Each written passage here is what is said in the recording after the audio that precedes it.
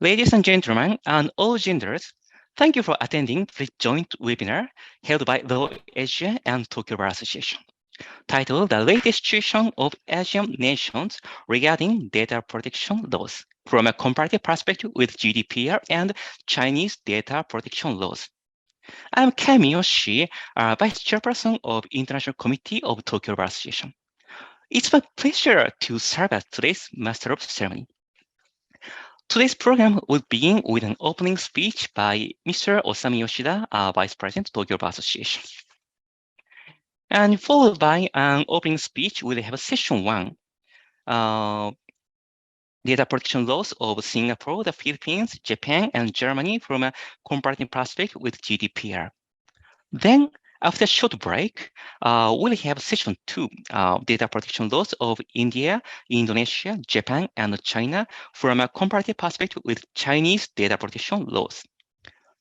Finally, Dr. Sanil Abirani, Chairperson of the Communications, Technology, and Data Protection Committee of LAWASIA, will give a closing remarks.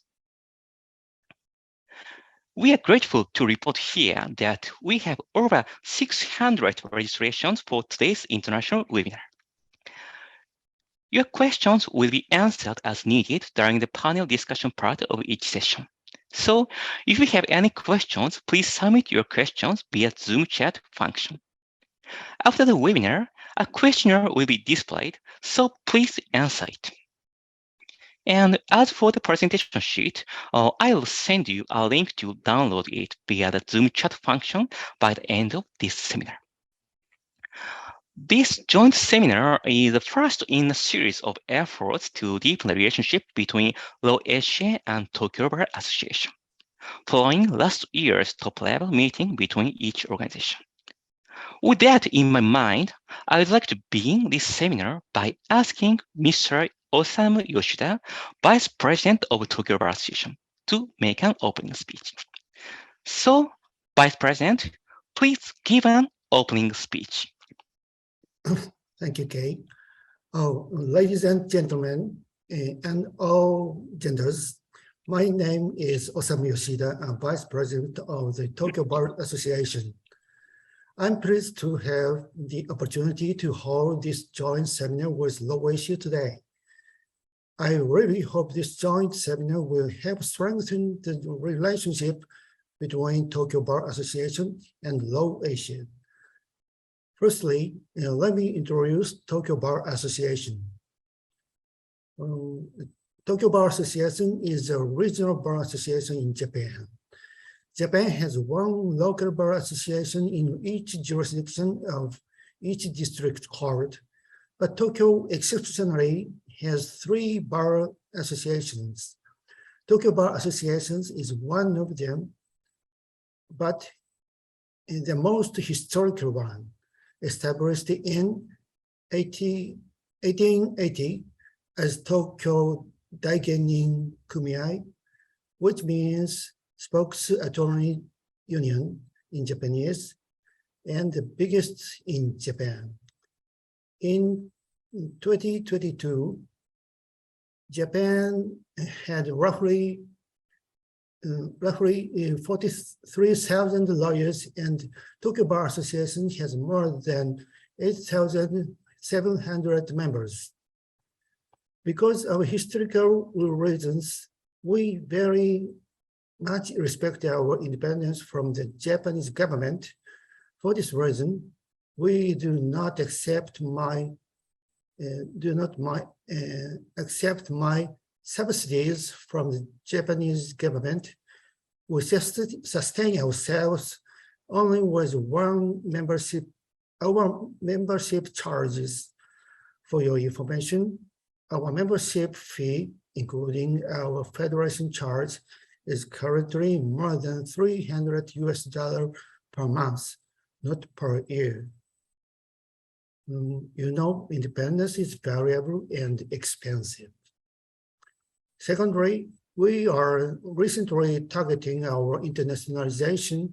Tokyo Bar Association is promoting the integration of Japanese legal society into the globalized community of legal professionals.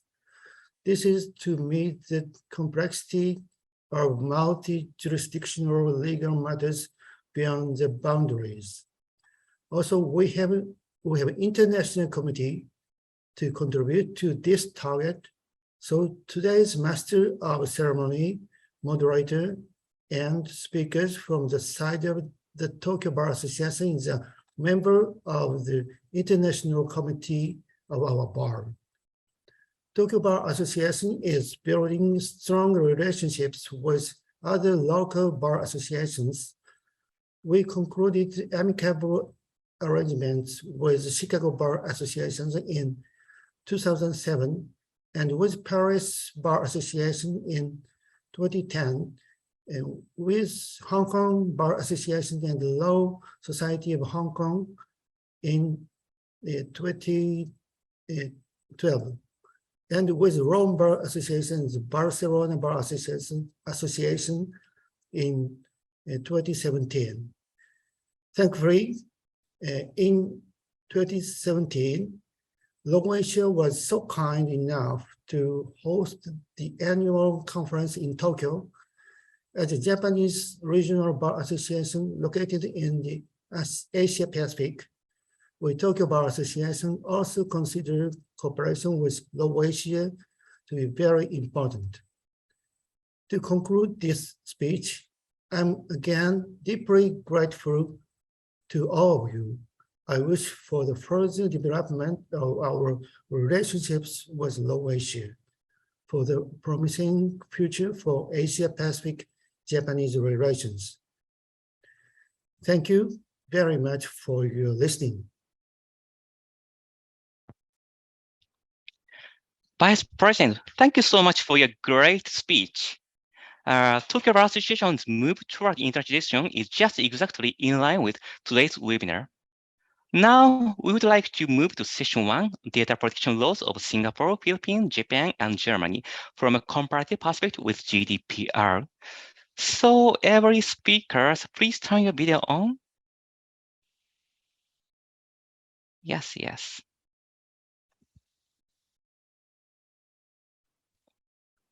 Yes, thank you so much. Let me introduce our moderator and speakers of this session.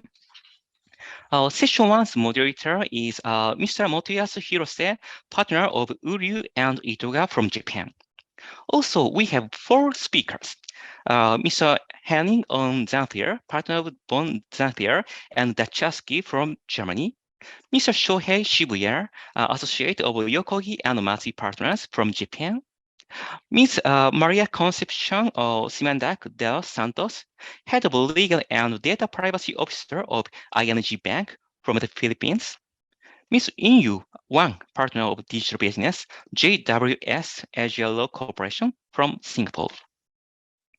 So, Mr. Motoyasu, I'd like to hand over the mic to you.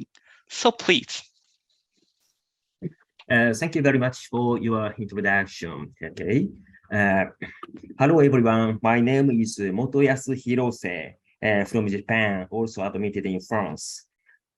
I'm the past vice chair of International Committee of Tokyo Bar Association and also serving as a partner of Uryu Itoga Law Office, Tokyo.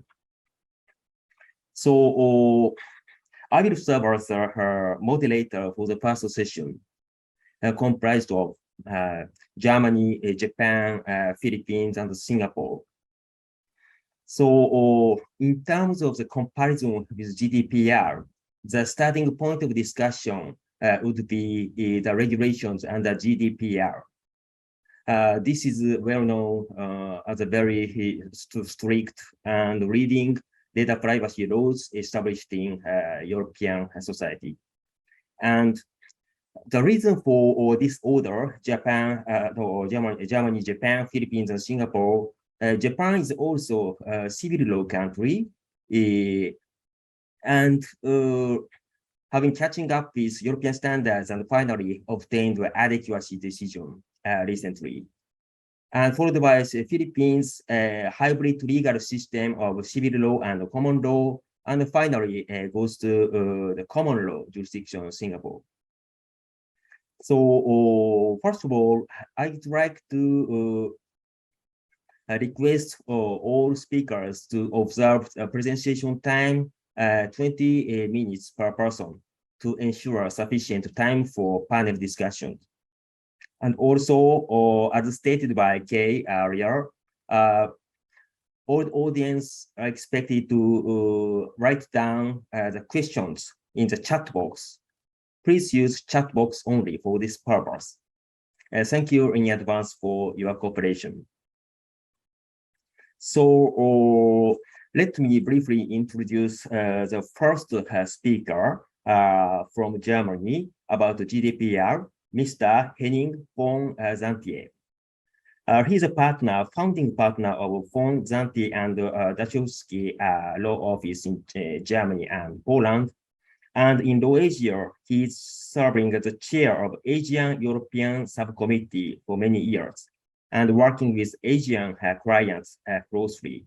So with much experience and expertise in this area. And serving as data protection officers for many enterprises. So Mr. Henning von Zantier, please start your presentation. Thank you very much for the invitation. This is very kind. I hope everybody can hear me.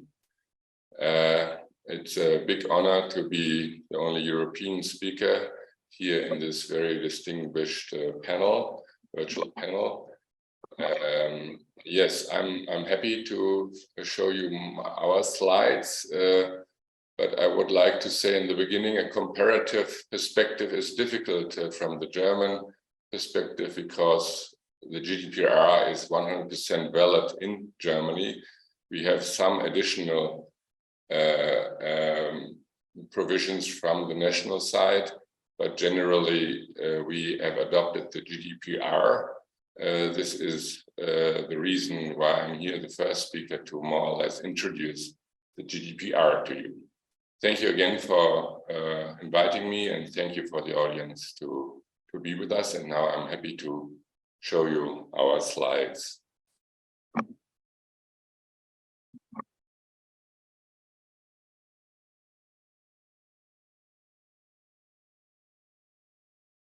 I hope everybody can see our slides.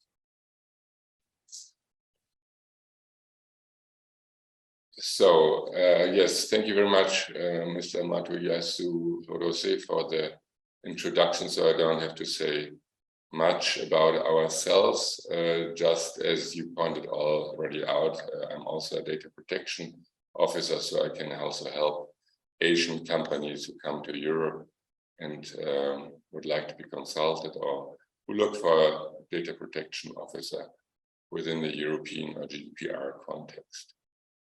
So what is the table of contents? Why GDPR? Some general remarks, then comparison GDPR and German law, the most important regulations, including the TOMs and liability, and then the importance for third country companies. This is especially Asian companies. This I will have the last 2 slides. So altogether we have 12 slides on contents here in my presentation. So why GDPR? This is a lot of text. I try to summarize it. Europeans are known for having more bureaucracy than Americans, for example. So is this another idea of this? I don't think so. It is the attempt to accommodate the powers of companies or the state, which collect data, and the individual on the other side about whom are the data. So it is about the GDPR is about the protection of individuals. So that means data about a person belonging to this person. It is also meant in the beginning against the IT giants, especially from California. And it helped that we have several rights, like the right to erase information and so on. But the problem is this successful? First of all, it rather was an emburdenment for smaller companies. So 12% according to a study from Oxford University, said they lost profits because of GDPR. It's quite a documentary intensive project to have implemented the GDPR. And it seems that the IT giants didn't lose anything, at least according to the study. And partly the IT giants refuse to comply with the GDPR, and it is difficult to go against them, like Meta, to which belongs Facebook, refuses to stop sending personal data to the US, even a third country, without, even it is in a third country from California, US, without EU Commission adequacy decision, which was in former times the foundation for Meta to collect data in California.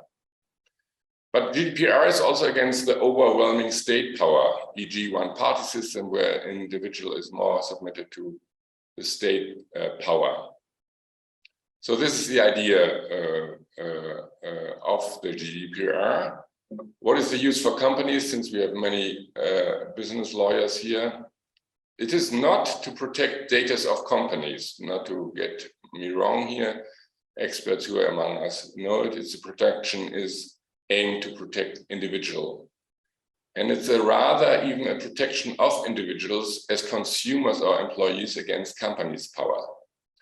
But there is one advantage, I think, for companies, and you can also consider or perceive the GDPR like a certification process on the processing of data in order to manage damages, for example, leaks, and accommodate company power to control data and individual rights. So all what you do according to the GDPR can also help your company being safer and thus also being more attractive for employees and clients for your products. I think Europe is quite keen on data protection, and GDPR has been a lot at least looked at, but I think sometimes we overdo it. Like in the emergencies, like a pandemic, as we all had on the globe for the last 2 years, partly government decided rather to protect the data of citizens, and thus measures to take against viruses were not done because here to some extent data protection was prevailing over the health services. So actually the countries that perform best within, let's say, the OECD, the richer countries, were actually from East Asia. So it's Japan, it's South Korea, and it's Taiwan. They did have a higher level of data protection in the pandemic, but where it was needed, they said, no, we need to collect data quickly and identify where are sources of the virus. And this was one of the major advantages that these 3 East Asian democracies had over European countries. So for example, Japan had only 1/5 of killed people by pandemic in comparison to Germany per capita. So there's also a limit of data protection. So this is a general introduction of that. Now I make it very short, as I said, for the rest, because we all will, as I saw with the other presentation, go through the regulation of GDPR, at least in the first session. And so I will make it short. I already said German law is more or less GDPR. We have some very few national German laws which complement the GDPR.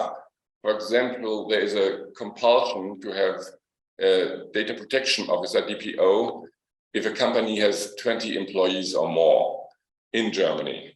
This is one, but more or less all the rest is GDPR. This is our data protection law in Germany. So then I go through this, what my colleagues will also go through, and here you can say it's the purest level of telling you that, since I only tell what the GDPR says. So personal data is any information related to an identified or identifiable natural person. So no company writes data, for example. There are special categories of personal data, the so-called sensitive data, for example, racial or ethnic origin, political opinion, religious or philosophical beliefs, or so on.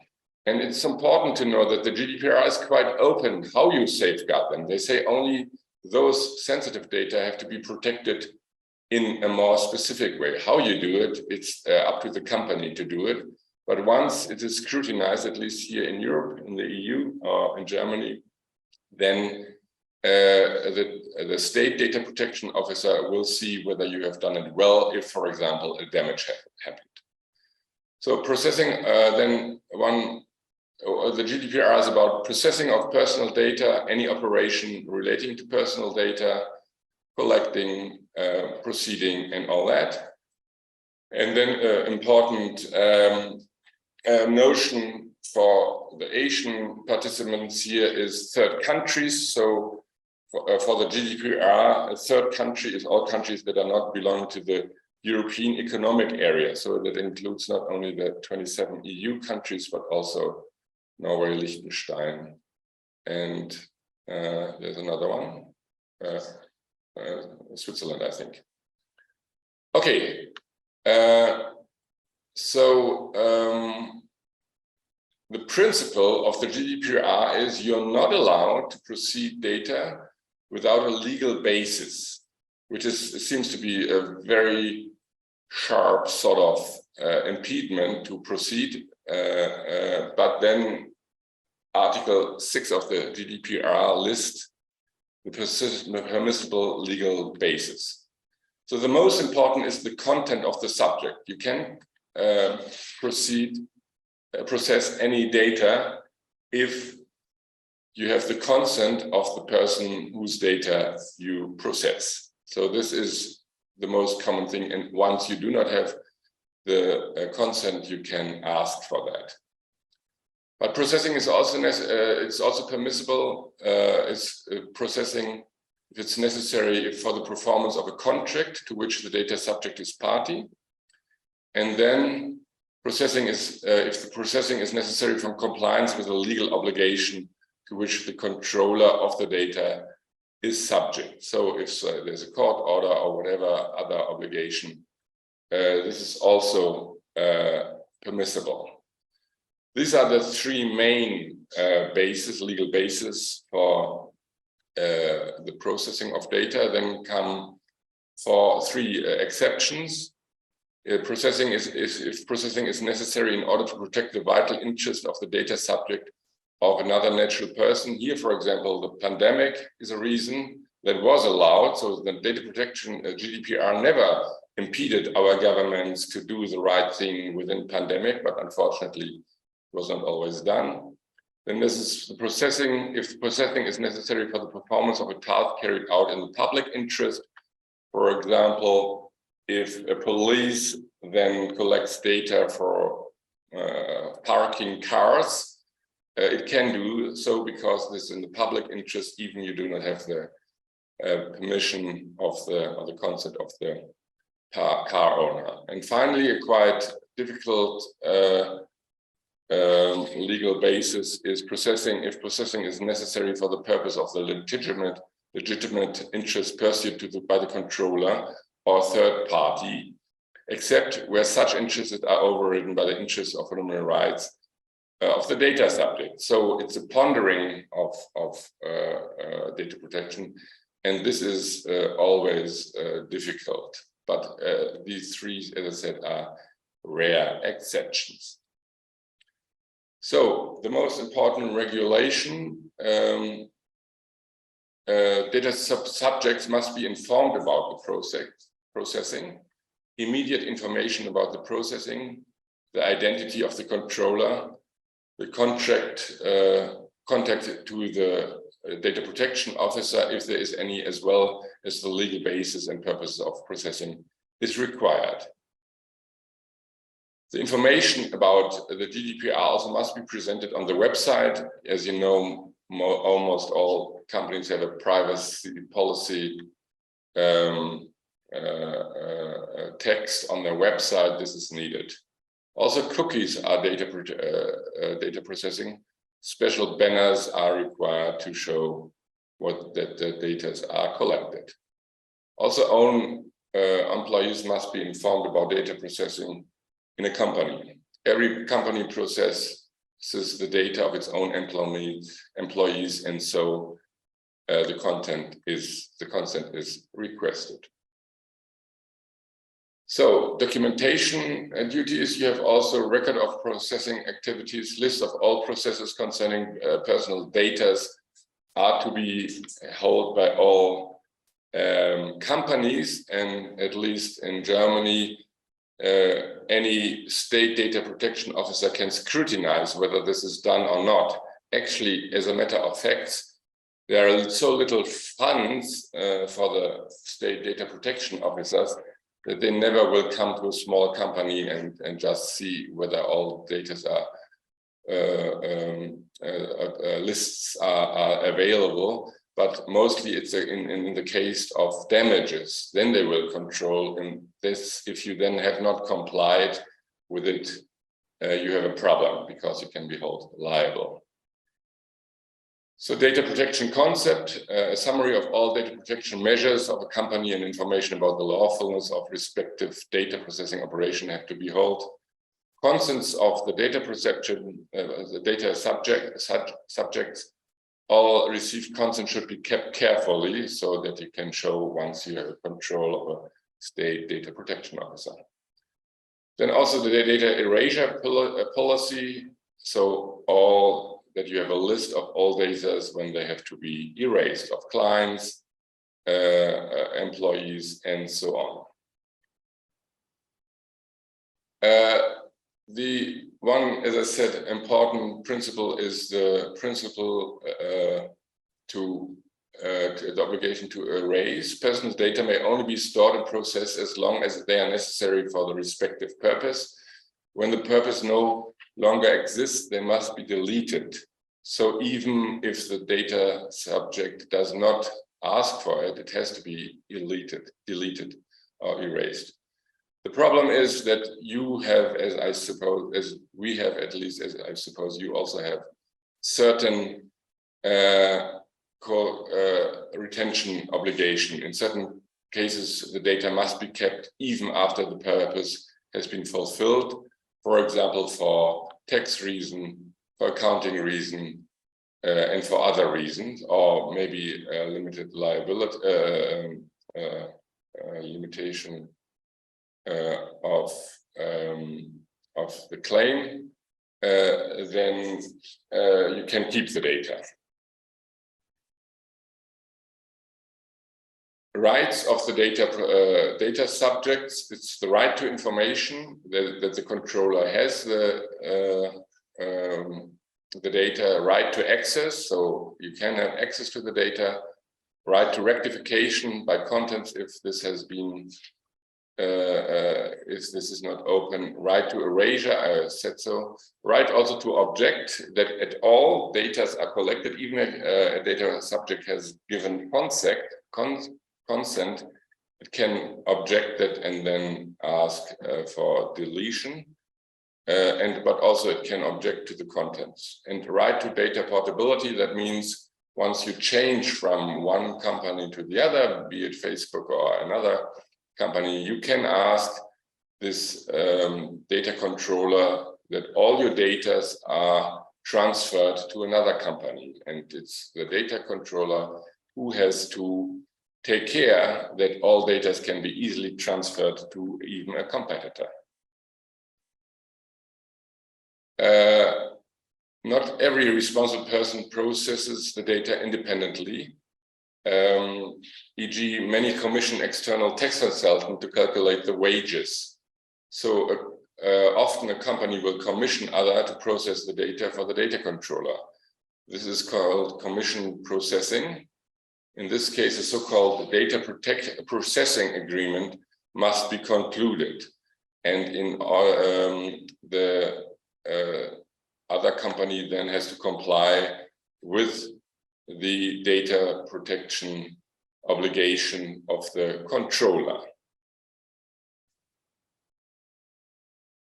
Well, to make it short, because I'm close to the time limit, there has to be the TOMs, which will then provide that data protection is provided. These are technical and organizational measures. This is abbreviation is TOM. So main areas of TOMs are entry to control, physical access to data processing facilities. So you have to close the door for your server room, for example, and lock it, of course. Access control, no write or read access to third parties, and maybe for sensitive data also internally, that only, for example, medical doctor has access and not to the data of a patient and not the assistant, if she or he is not involved. Forwarding control, sufficient encryption of mails, for example, input control, login system record every access to personal data. This is more or less up to the very company to provide it, but TOMs has to be implemented and written down, and if the state data protection officer comes by, shown to him. Fines are high, as you know. That was the idea that big companies like GAFA, this is Apple, Facebook, Amazon, and Google, they are not too impressed by 20 million euros fine. So it was also up to 4% of the annual turnover, and this will more impress them. So in Germany, we had, for example, one fine of 35 million to H&M, and Amazon got fined even for €750 million. So they are considerable fines. Well, then the last two slides go on the principle for third year countries. This is concerns all activities for an establishment of a data controller or processor in the Union, including Switzerland, Liechtenstein, and Norway, regardless of whether the processing takes place in the European Union or outside. Exceptions are application of the GDPR according to the marketplace, offering goods or services to data subjects in the European Union, irrespective of whether the payment is to be made by those data subjects. This must be included in the website. Monitoring of behavior of data subjects as far as their behavior takes place within the European Union, and that concerns also consulates. It is also possible for third country companies to become processors, e.g. storage of data on servers outside the EU. Also then they are subject to GDPR, but on a certain exceptional way. Of course, no EU state data protection officer can go to Facebook and look in California whether they have safeguard all these measures that are needed according to the GDPR. Either there's an adequacy at the decision of the EU Commission, and so far only Japan complied completely with the GDPR in accordance from these countries which are present today. Sorry, yes, others did, but it is very importantly Japan. And then, or there's an agreement on appropriate safeguards, application to the EU standard protection clauses, TOM, transparency obligation, documentation obligation, liability, or they are binding corporate rules, binding internally data protection policies within a group of undertakings, the enterprises of a multinational concern, and it must be approved by the competent data protection authority in the EU. The agreement, if I may add, is between then two companies, actually the one being in Europe and the other in, for example, Asia. Well, this is a short ride through the GDPR from a German perspective. I hope you could follow that, and I'm very happy to answer questions. Thank you very much for your attention.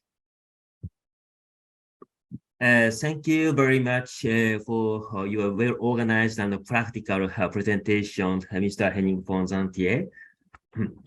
Being a Japanese lawyer, I have been consulted about GDPR compliance by many clients, Japanese corporations, because it has a very far-reaching extraterritorial application of law, especially for companies, foreign companies doing business in European community, whether physically or virtually. And also, Japan's legislation is heavily influenced by GDPR, moving toward reinforced regulations to catch up with the European standards, and finally obtained the adequacy decision recently. So, followed by the presentation about GDPR from Europe. In this context, we go to the next speaker from Japan, Mr.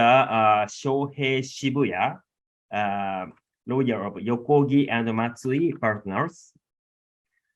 He is specialized in computer technology issue and international practice, and lots of experience in this area. So, Mr. Shibuya, please commence your presentation.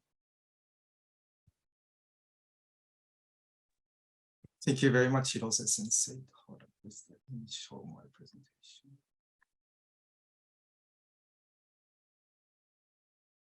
Hold on, please. Okay. Hi, everyone. My name is Shohei Shibuya, and I am a Japanese qualified lawyer and a member of Tokyo Bar Association. As introduced, I'm here today to talk about Japanese data protection law from a comparative perspective with GDPR. Hopefully, this presentation will help you to understand a bit of Japanese data protection law.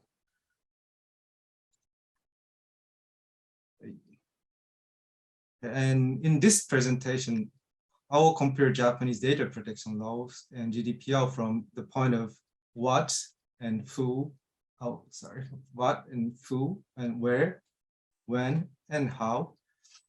In the first point, the what point, I will talk about general overview of Japanese data protection law and also talk about what kinds of information is protected under and what right does data subject have under Japanese data protection law and GDPR. And in the second point, I will talk about who does it mainly apply to, or the main target of Japanese data protection law and the GDPR. And in the third point, I will talk about where the law and regulation are applicable to.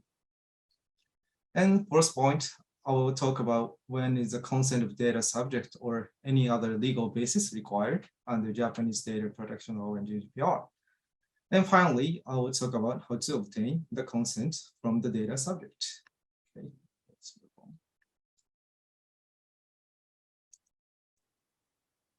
Okay, the first topic is what is the Act on the Protection of Personal Information?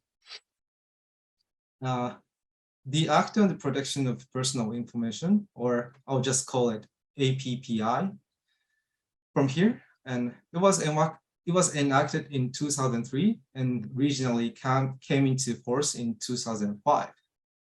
So it's been more than 17 years since it came into force in Japan and nearly 20 years since it was enacted. The APPI had been reformed in recent years. There were two major amendments. The first amendment is 2015 amendment, which came into effect in 2017.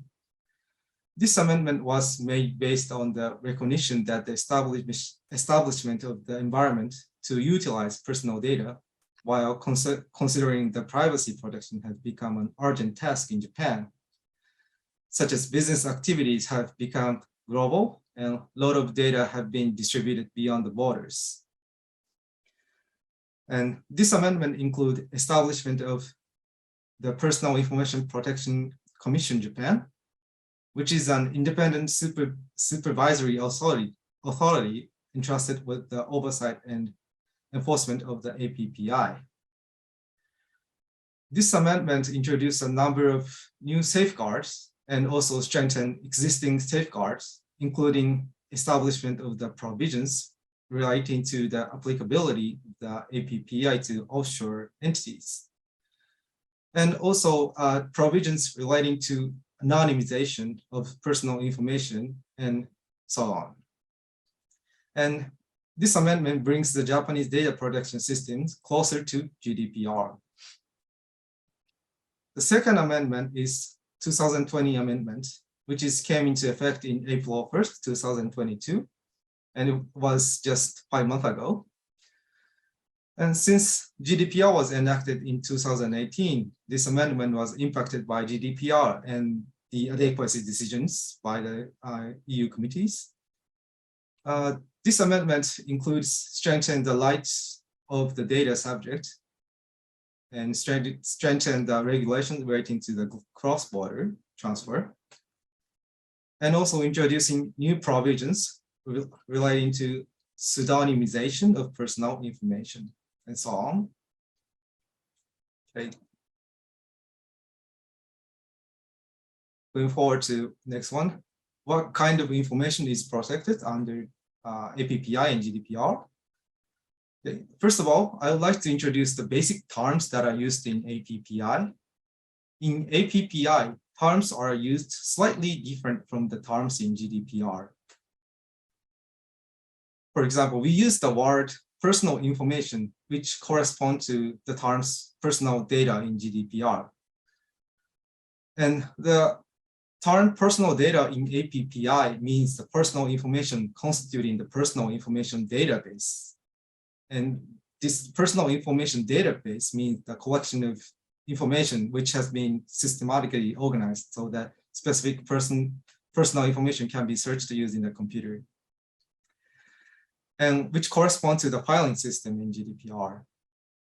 So APPI distinguishes the term personal information from personal data. And most of personal information may fall under the personal data, but not always.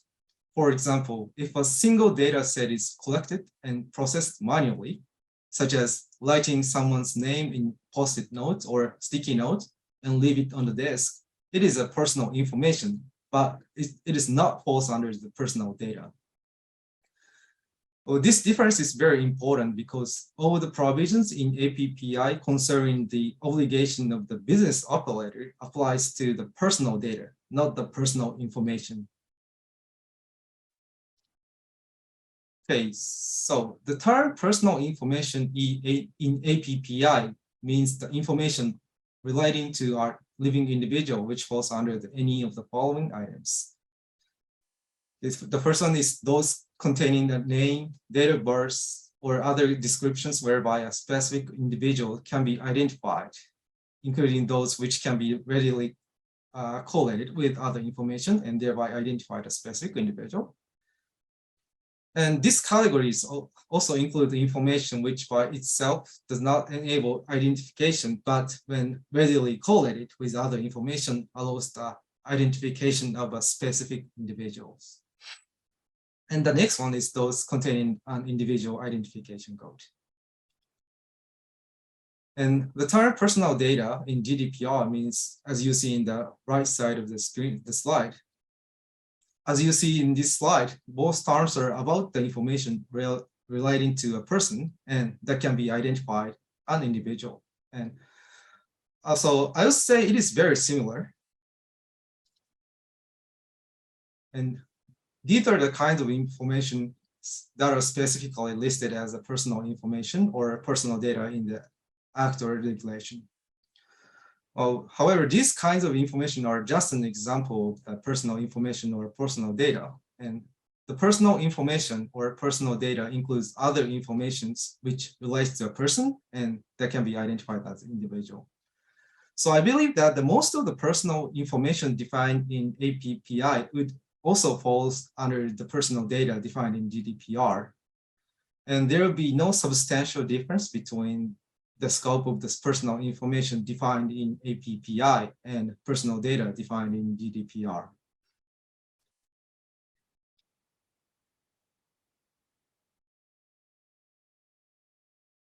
Okay, next slide.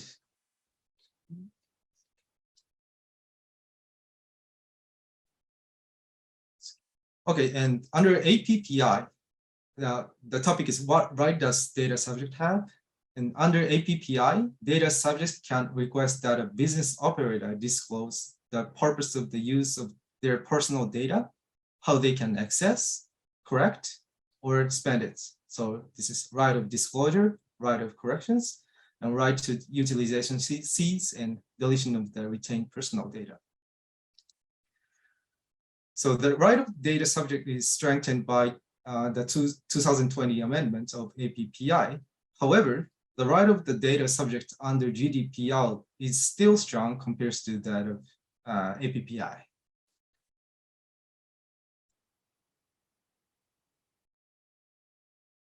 Okay, and who does it mainly applies to? Under APPI, we use the term business operator handling personal information, well, which means to all business operators that handles the personal information database in Japan. This refers to both companies that offers goods and services in Japan and are located within the countries and those within offices outside it. Therefore, similarly to the GDPR, APPI has an extraterritorial reach, which I will explain later slide.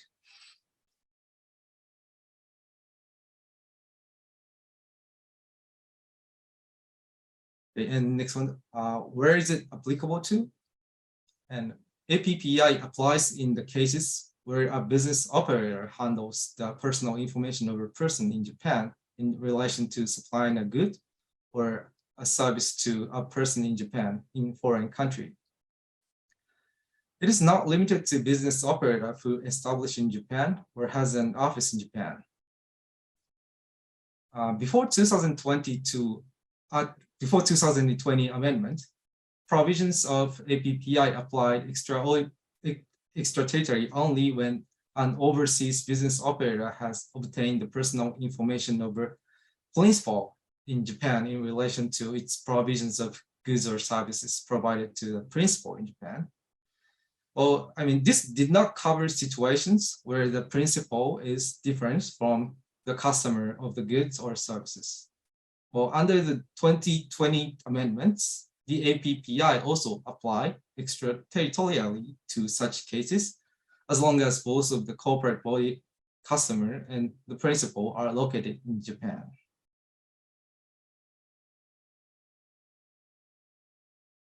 And next issue is cross-border transfer, or maybe cross-border processing. Under APPI, transfer of personal information to an offshore third party is not permitted in principle, but the business operator is able to transfer it with the consent of the data subject. But certain information is required to be provided to the data subject prior to obtaining the consent. And there are exceptions for the countries establishing equivalent standard to the data in Japan. Well, these countries are only EU countries and Great Britain. These are the only countries that are exceptions. And there are also the exceptions for the third parties establishing a system conforming to certain standards. Under 2020 amendment of APPI, the regulation of cross-border transfer is strengthened, and new regulation is set forth. And that is, before conducting the cross-border transfer to a third party outside Japan, the data subject must be informed certain informations, such as name of the countries where the data is to be transferred, the personal information protection system of the destination country, or data protections measure to be taken by the data importer.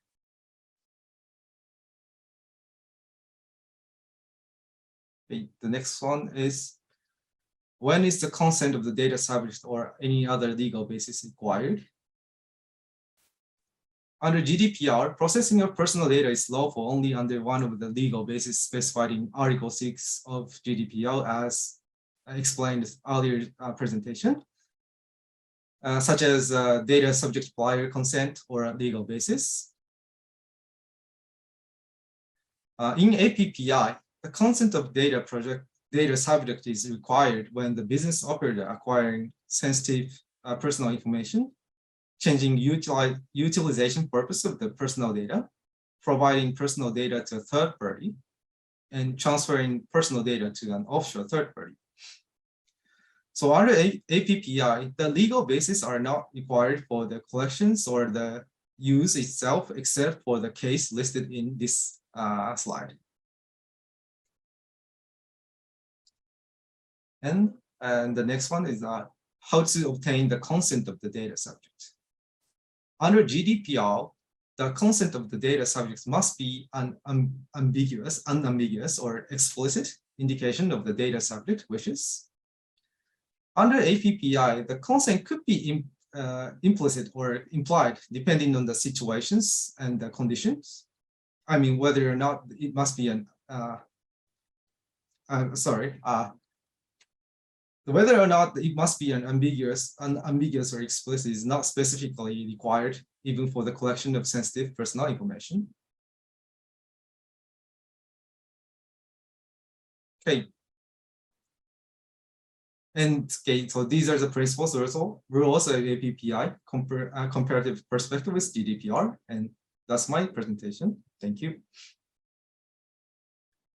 Thank you very much, Mr. Shibuya. This is a very understandable or good comparison between Japanese law and the GDPR for each aspect of the regulations. Very interesting and easy to understand. So in many aspects, Japanese law is very close to GDPR level. However, still, even now, in some points, the ambit of protection is broader in GDPR sometimes, and remedies available or much more under GDPR. So Japanese level is becoming closer to GDPR, but not to say the same. So from my experience, many Japanese companies doing business in European countries so much concerned about how to transfer personal data between Europe and Japan. For example, retrieving employees' data or customers' data from European jurisdictions to Japan. So offshore transfer.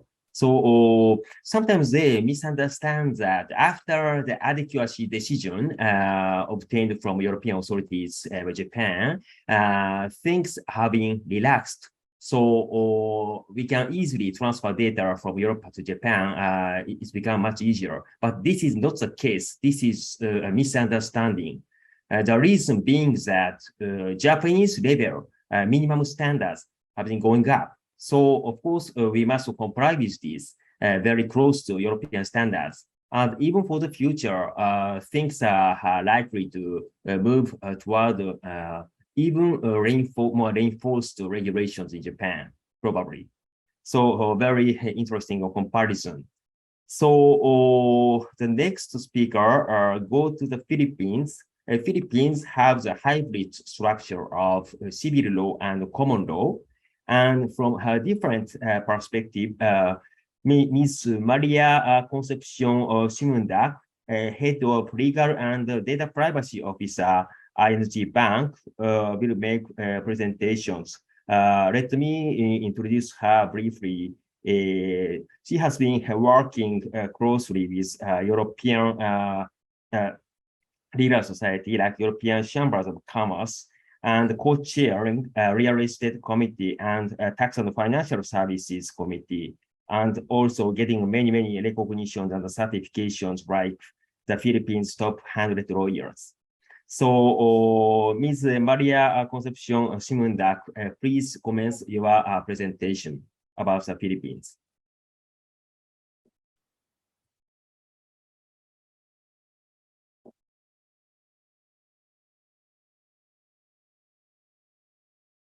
Okay. Hi, good afternoon, everyone. I trust that you can all hear me. So, well, good afternoon from where I am in the world. So thank you very much, Hirose-san, for that very wonderful introduction. So this afternoon, I will be discussing the latest situation of the Philippines regarding data protection law. Particularly, I will be comparing the GDPR and the Philippine Data Privacy Act. Okay, so now we take a look at the Philippine Data Privacy Act, or Republic Act 10173. So the Data Privacy Act, or the DPA,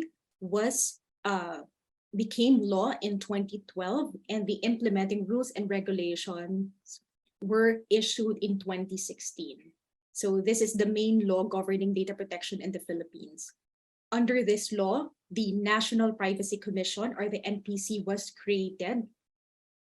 The NPC is tasked to issuing various circulars and issuances regarding the implementation of the Data Privacy Act and the IRR. So the DPA, its IRR, and the various issuances of the NPC make up the body of regulation of data protection in the Philippines.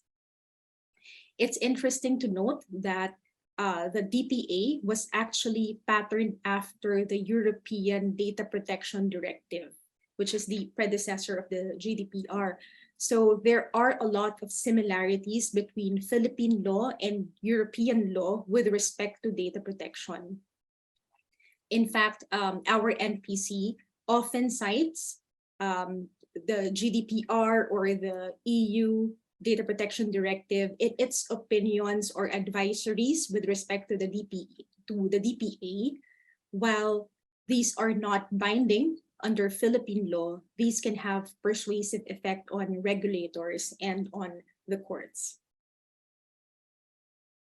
Okay, so for this slide and for the next few slides, I will be comparing the provisions of the Philippine DPA and the EU GDPR. So first, with respect to the purpose, while both laws have the primordial purpose of protecting data, there is also emphasis on the free flow of information.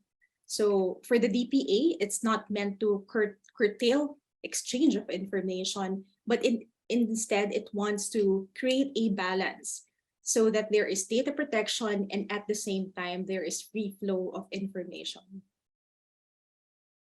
With respect to the coverage, so both EU GDPR and the Philippine Data Privacy Act have extraterritorial application. So this means that the processing of personal data of natural persons within the Philippines, as well as the processing of data of Filipino citizens outside of the Philippines, are within the coverage of the DPA. As to consent, I will be skipping this first because I will be discussing more on that later. Under the Philippine Data Privacy Act, there's also a need to conduct a privacy impact statement for every processing system that involves personal data. As for other obligations aligned between the DPA and the GDPR, so under the DPA, there is a need to appoint a data protection officer. So this is registered with the NPC. It is also required that the NPC is updated in case of any change in the data protection officer of a PIC. There's also the mandatory breach notification within 72 hours. Of course, PICs and PIPs are also required to implement technical, organizational, and physical security measures. There's also a requirement to maintain the ROPA, or the records of processing activities. And lastly, there is a need to comply with data sharing requirements. Now, on to cross-border data transfers.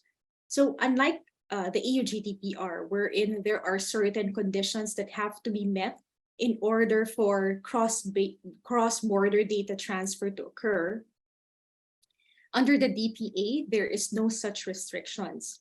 However, the geographic location of the processing must be clearly set out in the subcontracting or data sharing agreement. And it's also important to note that the PIC will always remain responsible for the data that was transferred. So whether it be through outsourcing, data sharing, or subcontracting, the PIC has to make sure that the data is protected. So what about non-compliance? What are the consequences? The NPC can issue a compliance order, can issue a cease and desist order, can require companies to pay damages. They can also ban processing, and they can initiate criminal prosecution. Okay. So under the DPA, we also have the data subject, the PIC, and the PIP. So again, for emphasis, what's important to note here is that the PIC has the responsibility of making sure that the data processing conforms with the DPA and its IRR. So it has to put that in the respective contract with its PIPs. Now we move on to the definition of personal information. So under Philippine law, personal information, which is covered by the DPA, refers to any information, whether it be recorded or in a material form or not, from which the identity of an individual is apparent or can be reasonably and directly asserted. So this can cover any information that, when put together with other information, would directly and certainly identify an individual.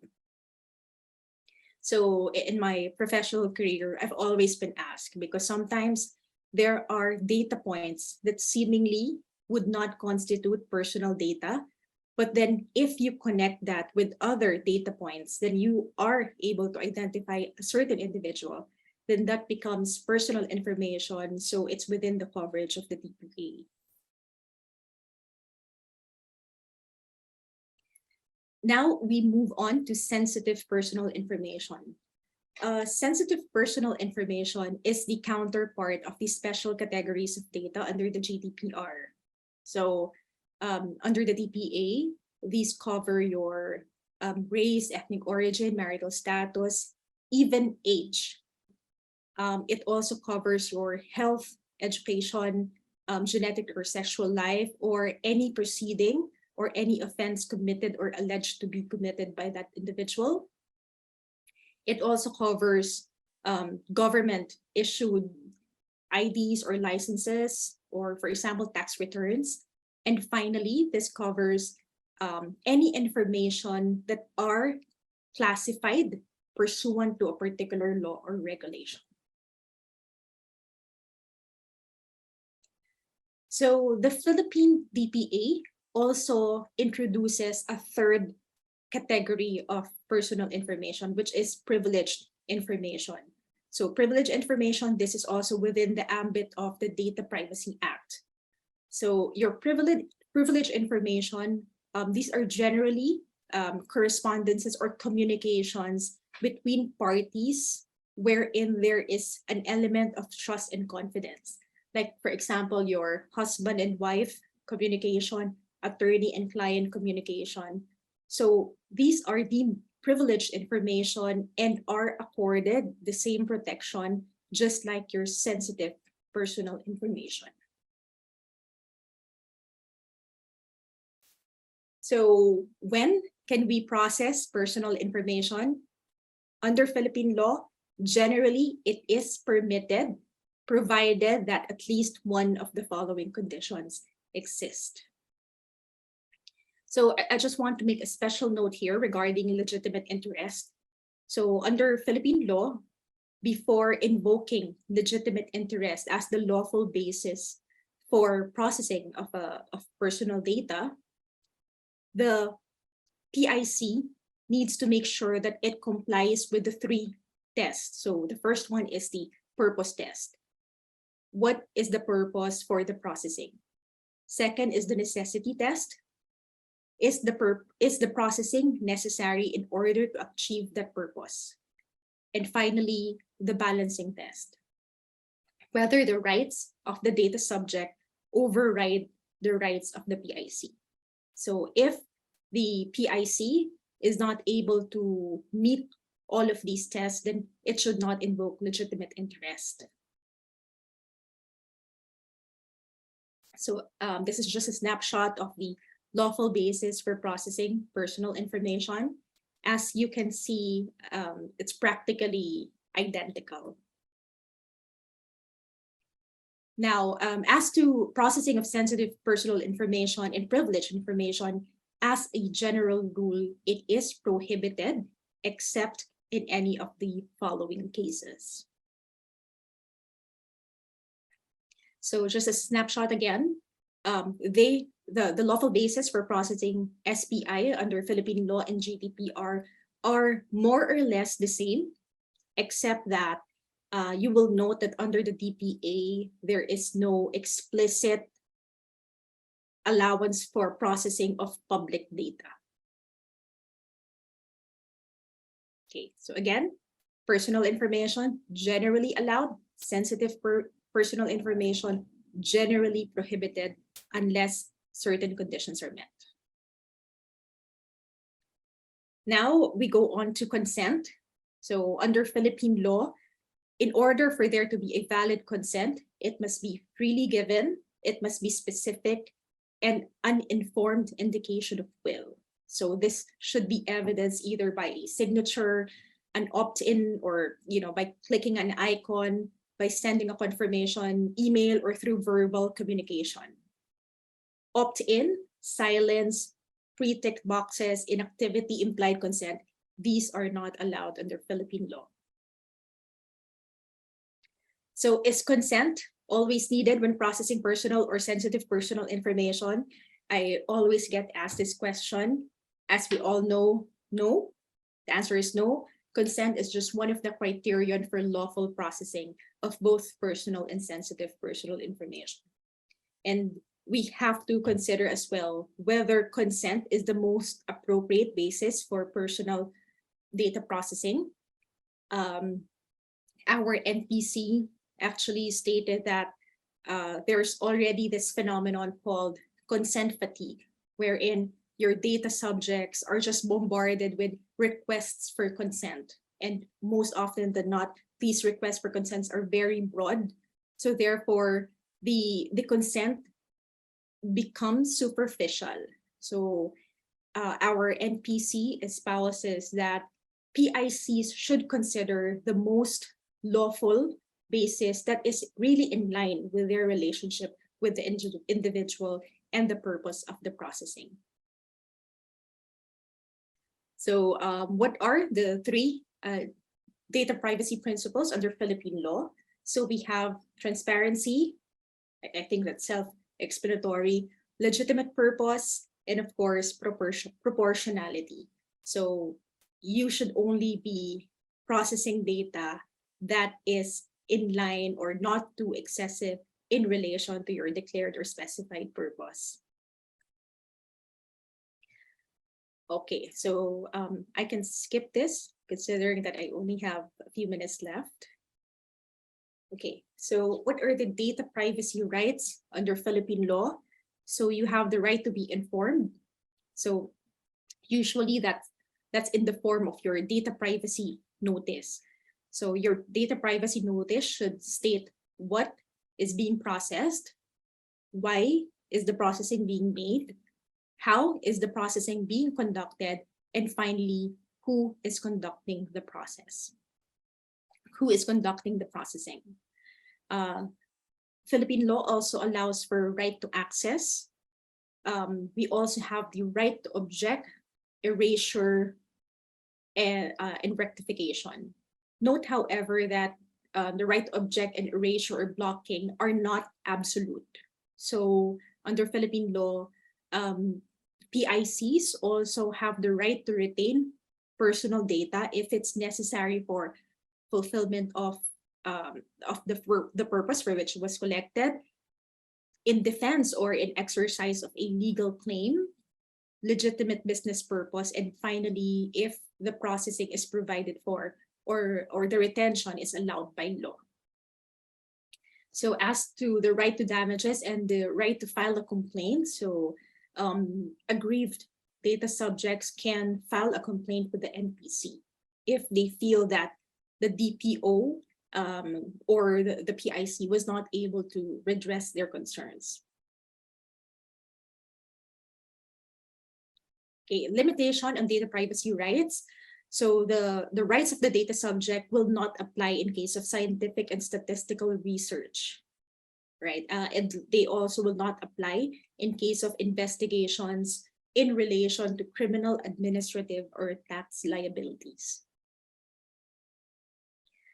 Now, the data in front of you, these are excluded from the coverage of the Data Privacy Act. So these cover information relating to government functions, information processed for journalistic, artistic, literary, or research purposes, and those information covered by bank secrecy law or anti-money laundering regulations.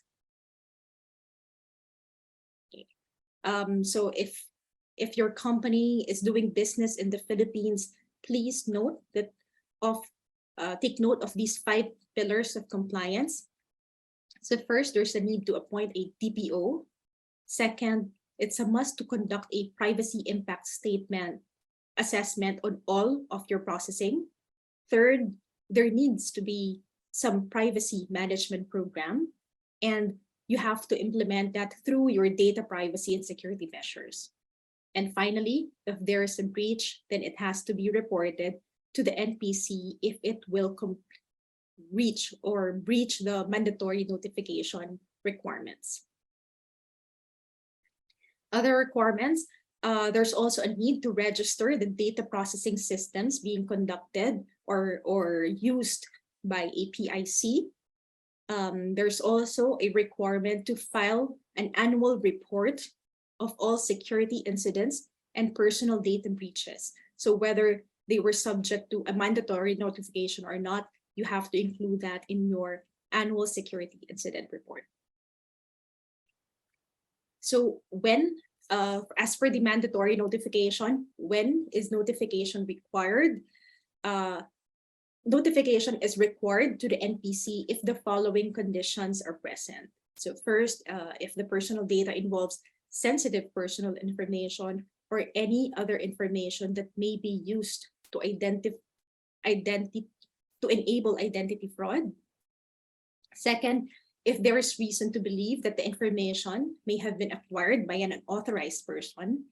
And finally, if there is serious harm to any affected data subject. So if all of these conditions are present, the DPO of the PIC should notify the NPC within 72 hours upon knowledge of or a reasonable belief that a breach has occurred.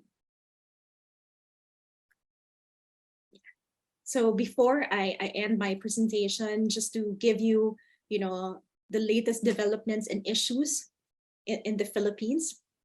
So first, the NPC recently issued the guidelines or circular on administrative fines for data privacy infractions. So depending on whether the violation is grave or major, the NPC will impose administrative fines ranging from 0.5% to 3% and 0.25% to 2% respectively of the annual gross income of the PIC or PIP. Recently also, there was a rise in smishing incidents. So smishing means, there's unsolicited text messages from anonymous numbers, some even containing receiver's name, asking the receiver to click on certain link. So the NPC is proactively investigating this matter to identify the causes, implement possible solutions to mitigate, if not eliminate this threat brought about by targeted smishing. As a response, telecommunication companies have blocked identified mobile numbers, and they've also started blocking malicious URL links. The NPC also ordered the immediate takedown or issued the cease and desist order from the processing by several online lending companies, because these online lending companies have harvested excessive information without legitimate purpose. For example, they requested for contact list, photo gallery of the borrowers, ostensibly to evaluate their credit worthiness. So that's it for my presentation, and I hope that you were able to learn a lot about data protection in the Philippines. Thank you. Thank you very much, Ms. Maria Concepcion Jimenez.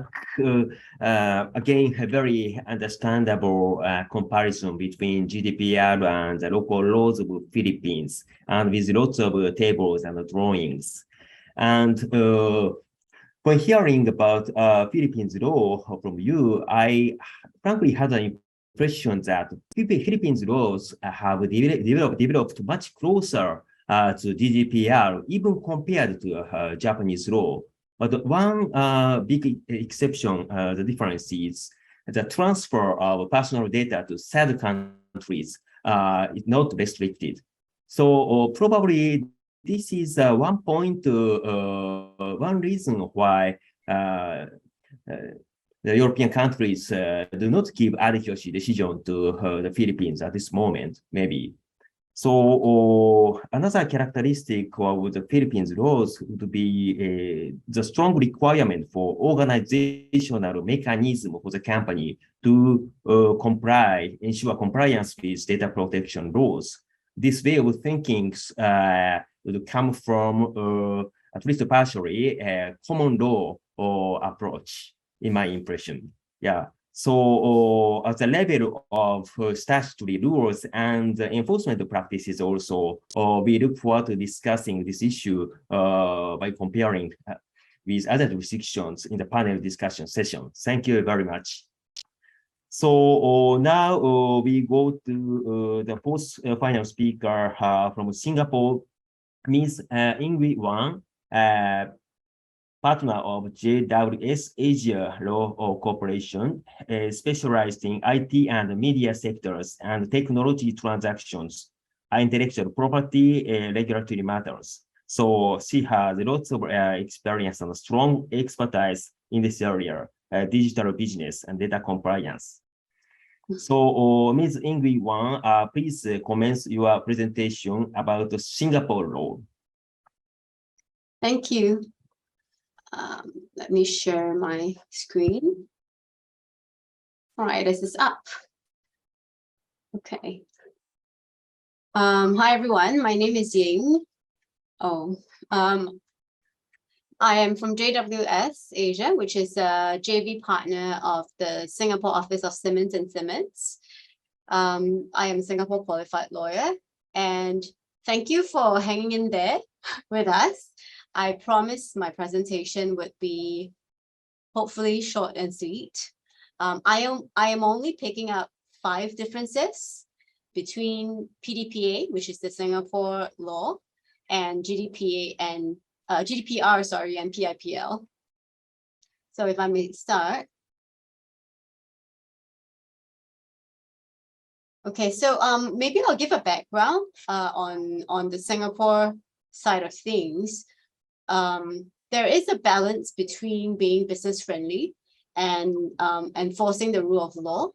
So in Singapore, I think there is a recognition that processing data itself is a technology that is a business that actually Singapore would like to bring into. And this is also coupled with the fact that Singapore has aspirations to be the data center hub of APAC.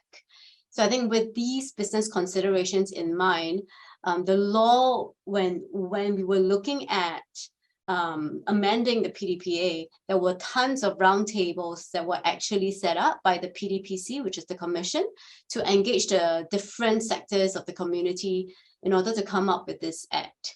And I would also like to point out that because of this, I think there are certain carve-outs which are, to me, pretty unique to Singapore. Some of them are, some of them are not. But the first one would be that PDPA does not apply to individual acting in a personal or domestic capacity. I think that's quite common. It does not apply to employee acting in the course of employment because it's meant to target organizations. The third thing, which is quite unique to some places as compared to GDPR, for example, it does not apply to public agencies. And the fourth, it does not apply to business contact information. And this is always a point that I I would always remind my clients, especially when they're collecting information, B2B clients, right? And they will say, oh, you know, actually all our clients are business, they're not consumers, so the PDPA does not apply to us.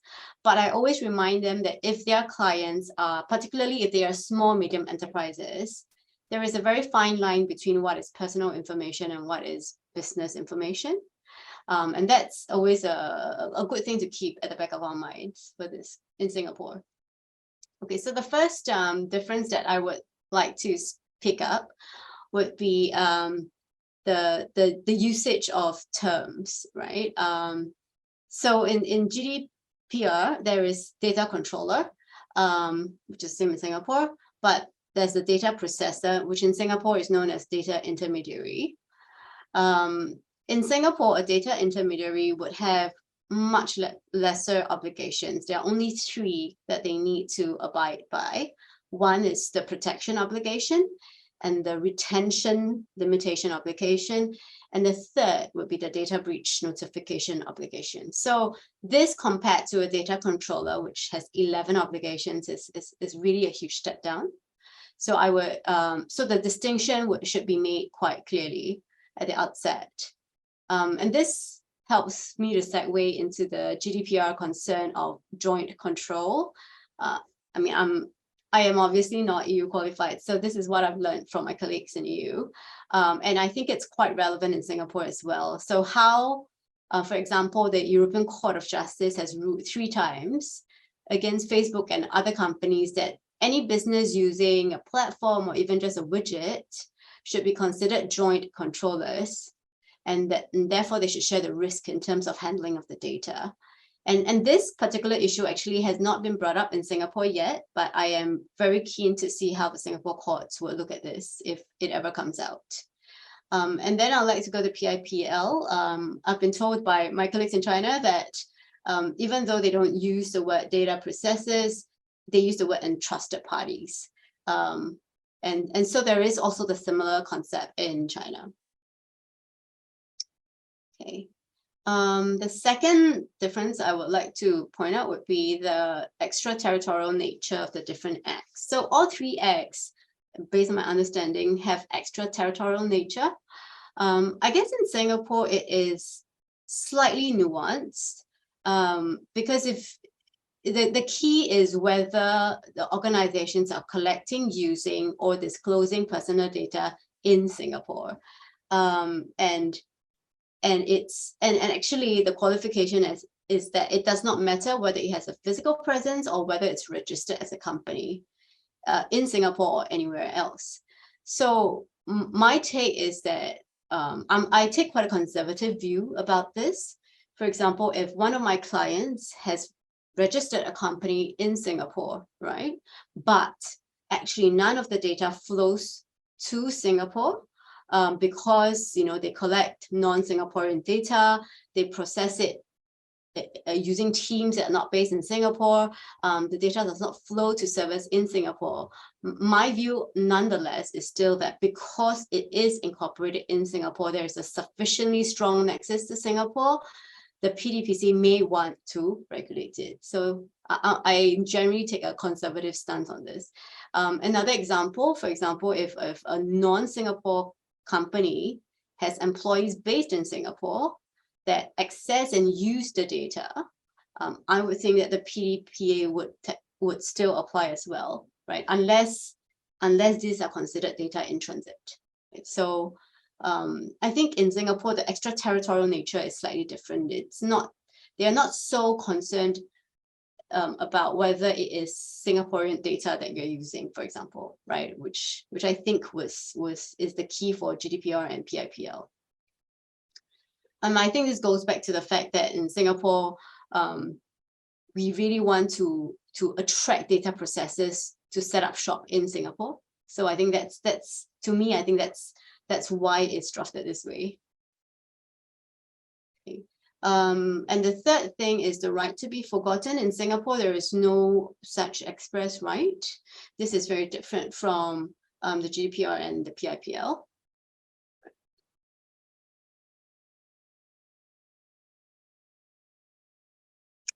Right, and the fourth would be data protection by design principles.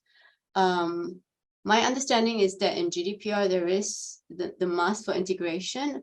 Of course, I think at the national level, there are exceptions. For example, in France, a lawyer does not need to integrate data protection principles when they're processing their client's data. Under the PIPL, my understanding is that even though there's no express requirement, there is an implied obligation. And for example, there are specific rules that on the scope of data allowed to be collected by different types of mobile apps, and there are various enforcement actions in this aspect. So my Chinese colleague has advised me that under PIPL, they are of the belief that there is an obligation to have data protection by design, right? Under the PDPA, it is highly encouraged, even though it is not an express requirement. So in some of the guidelines that have been issued by PDPC, for example, they will talk about choosing cloud service providers that adheres to ISO IEC standards for information security management. So it is more of a soft approach rather than an express requirement. But our position has always been that in the event of an enforcement by PDPC, this having data protection by design principles, it is important for mitigation purposes, right? So we can't say that, oh, we don't have anything, so too bad, right? But if you have something you have a proper system, you implement it properly, this is always very, very good. And it goes a long way with PDPC in mitigating losses to start with, right? Okay, then the last one, it's the penalties. So my understanding is that there are both civil and criminal liabilities for breach in all three countries. I guess the concern is how severe it is. So under the PDPA, before October 2022, the highest amount, I think, in Singapore that any organization can be fined is 1 million Singapore dollars. And it's not very high compared to GDPR and PIPL. In fact, in Singapore, the highest fine that has been levied so far is 750,000 Sing dollars. But come 1st October 2022, for breaches of the PDPA, organizations may be fined for 10%. For organization where their annual turnover in Singapore exceeds 10 million, it will be 10% of their annual turnover in Singapore. For all other cases, the maximum would be 1 million Sing. So this is, I think, slightly different from GDPR, where I understand it's 2% of organizations worldwide at annual revenue, okay, there are a few variations, right? But at least in Singapore, it will be 10%. If your annual turnover in Singapore exceeds 10 mil, then it would be 10% of your annual turnover in Singapore. It's not a worldwide thing. There are other offenses where individuals may also be fined. So when they're criminal in nature, and the fine is between 5,000 to 10,000, but it potentially can come with imprisonment, right? And then for representative or class actions, theoretically it is possible in Singapore, but to start with, even in non-data cases, representative actions are very rare in Singapore. So I think the risk of that happening in Singapore is generally quite low. Recently, we have an interesting High Court case where a plaintiff sued a defendant for using his personal data. It went to High Court, and the High Court basically said that the damage, the loss and damage suffered by a data subject has to be narrowly construed and shall not include emotional harm or loss of control over personal data, right? So this means that in civil actions, they still have to pass the usual threshold of what we use to assess loss and damages. And I think that would make any success, that would make any claim quite difficult from a civil perspective. Yeah, so this has been appealed to the High Court of Appeal. We will see what the Court of Appeal says. Yeah, and I think, let me see on the China side, would I have anything else to add? I think in China, let's see. Okay, so it sets out personal liabilities for persons in charge, and it can lead to criminal liabilities in civil cases. So severe cases, quite similar, but I think in all three countries, the liabilities for organizations and their officers, they have been brought up to, not all three countries, sorry, under all three regimes. I think there is the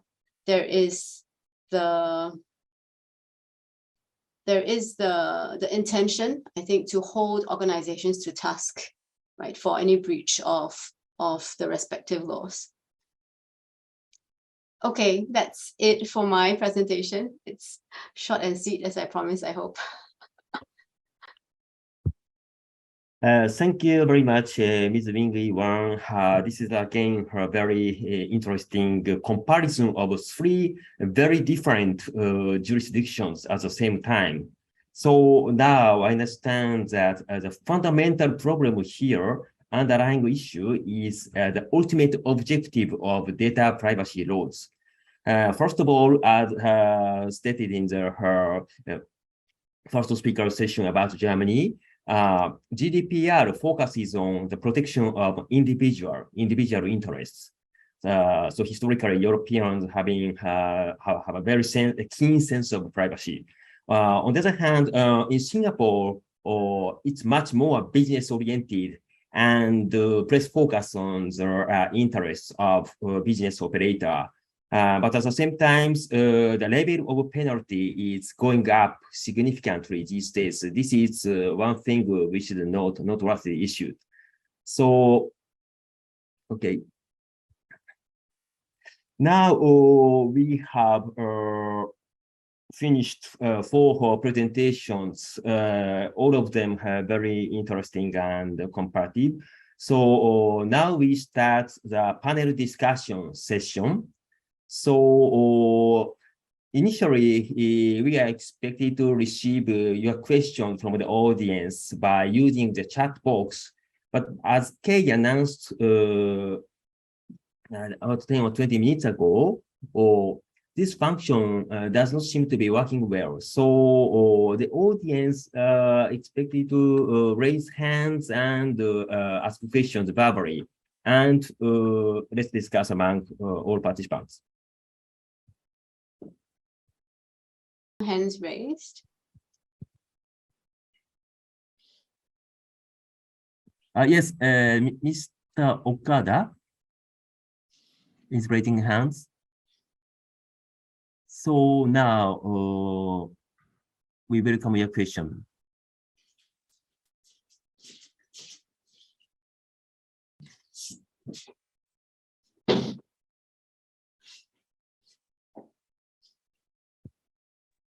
Hi, can you hear me? Yes. Thank you very much. Thank you for the speakers for the very good informative presentation. This is very informative and helpful. One question I might have is about the trends of the enforcement of the data protection authority in each jurisdiction. So I am from Tokyo, so for Japan, practically the information enforcement actions of the data protection authority is actually not the most serious concern for the companies, because although the Japanese authority is relatively active, but they usually do not impose severe sanctions for violators. They basically publicize the non-compliance of the companies so that the general consumers know which company is not compliant with the APPI. And I am wondering if the situation is the same in other countries, like although the law itself set out the severe sanctions, are they actually enforced very frequently or seriously, or is it just a law that's setting out the sanctions, but the realistic harm to the companies are more on the reputational harm for non-compliance? So if you could elaborate on that point, that would be very appreciated. Thank you very much for your question. This is a very important matrix because the statutory text of law itself and enforcement practices, these two things must be distinguished and analyzed at the same time from two different perspectives. So starting from GDPR jurisdictions like Germany, everybody imagines that enforcement practices are also very strict. And that's why many foreign companies doing business in European jurisdictions are worried about it. So now, for example, in the Philippines and Singapore, how and to what extent this law is enforced practically, and if you have any published example of cases where business corporation was involved in the scandal and sanctioned severely under the applicable laws. So if you hit upon any recent noteworthy cases, especially the ones foreign companies have been involved, how about, for example, Singapore or Ms. Invi Wang? Hi, so in Singapore, because the amount is really quite, I mean, the financial penalties that can be levied are actually quite low. And I've mentioned that the 750,000 fine was the highest, and it's very far away from the next highest claim. And that was really serious because there was health data it was a third-party processor of health data of many Singaporeans. So that, and it was it could have been prevented very easily, and they did not. So that was a huge lapse. But otherwise, in Singapore, we actually have not seen the PDPC. I mean, they are very active, but they have been very, they're robust in looking at cases, but they have not been very heavy-handed in giving fines. But we think that it could also be a situation where they are of the view that it's to help organizations get used to this so that it does not disrupt their business continuity. Although having said that, with 1st of October 2022, with the increase in the fines, I think that's when they will start looking into this very seriously. And I've also mentioned that on the civil action side, I really do not think that there will be much, there will be very severe losses in that case. So I think in Singapore, I think it's still one, reputation, and two, any financial penalties by PDPC. That's my view for Singapore. Thank you for your comments. So now I understand that at least at this moment, the financial and monetary sanctions against the violators is not so severe in Singapore as a matter of practice. So it may not have enough deterrent effect. But from October this year, things might change. So in a manner unpredictable. Yeah. How about penal sanctions? So are you aware of any individual who sentenced jail sentences? No. Not yet. And I think it would be hardly used, honestly. Okay. Thank you. So how about the Philippines, Ms. Maria Concepcion Simendak? Yeah. This is example of enforcement. Yeah. Well, for the Philippines, in the recent years, the NPC has mostly been just issuing compliance orders or cease and desist orders to companies. So there was no imposition of fines yet. In fact, the guidelines or the circular on the imposition of administrative fines was only issued this year. So it will only be applied prospectively this year. So no criminal prosecutions as well. So we expect that there will be, a stronger hand from the NPC on account of the imposition of the circular on administrative fines. Thank you. So maybe a similar situation in Singapore. So from European perspectives, maybe again, there is no sufficient deterrent power to prevent violation of data privacy at this moment, maybe. So when working with European companies, for example, when giving advice to your clients, local clients in the Philippines, what are the practical most problematic aspects of GDPR compliance? So on the face of it, from the literal interpretation of law, there are much similarity between these two laws, GDPRs and the local laws of the Philippines. However, the enforcement practice and the level may be quite different. So facing these situations, for example, when you encounter a local client wishing to do business in European jurisdiction for the first time, what is the most important advice for this company? You're asking me? Yes. Yes. Well, yes, thank you for the question. Well, I think, as I said in the beginning, there is not enough funds for the state DPOs, the data protection officers, to safeguard and scrutinize whether the companies comply with the GDPR. They could do this, but they don't do this because in general they are busy enough with damages that occurred, and so to my knowledge they only imposed fines when actually damages happened, and they don't preventively scrutinize the compliance with the GDPR. So I think this seems to me similar to the other countries. Once this happens, once a breach of the GDPR happens, then yes, high fines can be imposed. Criminal actions also are confined to fines and not jail. So the European Parliament has not the power to impose jail unless it's infringement of other national law or other criminal national law. Then of course jail sentences can also be imposed, but this is not subject to the GDPR. Well, I mean, what do I advise companies who invest here or are dealing with European? You need the advice and comply with the GDPR. This is very simple.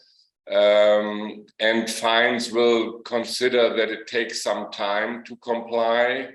But so that would be to the advantage. But once there's a breach, yes, fines will be imposed. So I suppose it's like any law. Well, then there's a breach, then consequences will be drawn. And well, I suppose there are countries which are more relaxed on that within the EU, and there are countries which are stricter on that. But there I do not have an overview of all European countries, so this is difficult to assess. But yes, well, we are assuming that the law will function. Yeah. Thank you very much for your practical comments. From my experience, again, when working with Japanese companies doing business in Europe, they are too much worried about the violation of GDPR, maybe due to the very well-known and notoriously far-reaching extraterritorial applications partially. So they think that they go to a big law firm and they must make long compliance rules to enforce in the company. However, what is the minimum standard? What they should observe at minimum to comply with GDPR? This is our target of practical advice giving to Japanese local companies. Thank you very much for your suggestion. So now it's time 7:50 p.m. In Japan. So the first session of this seminar is all over. So now I want to give my speech to Mr. Kei Miyoshi. Okay, thank you very much, Mr. Motoyasu. We have well understood the comparison with GDPR and characteristic issues regarding each jurisdiction in contrast to GDPR. In addition, we are sorry for some system trouble about chat function. So also in session 2, please kindly raise hand when you have any question. So we'll now have a short break. Please make sure that you are back by 22 Tokyo time so that we can continue this program.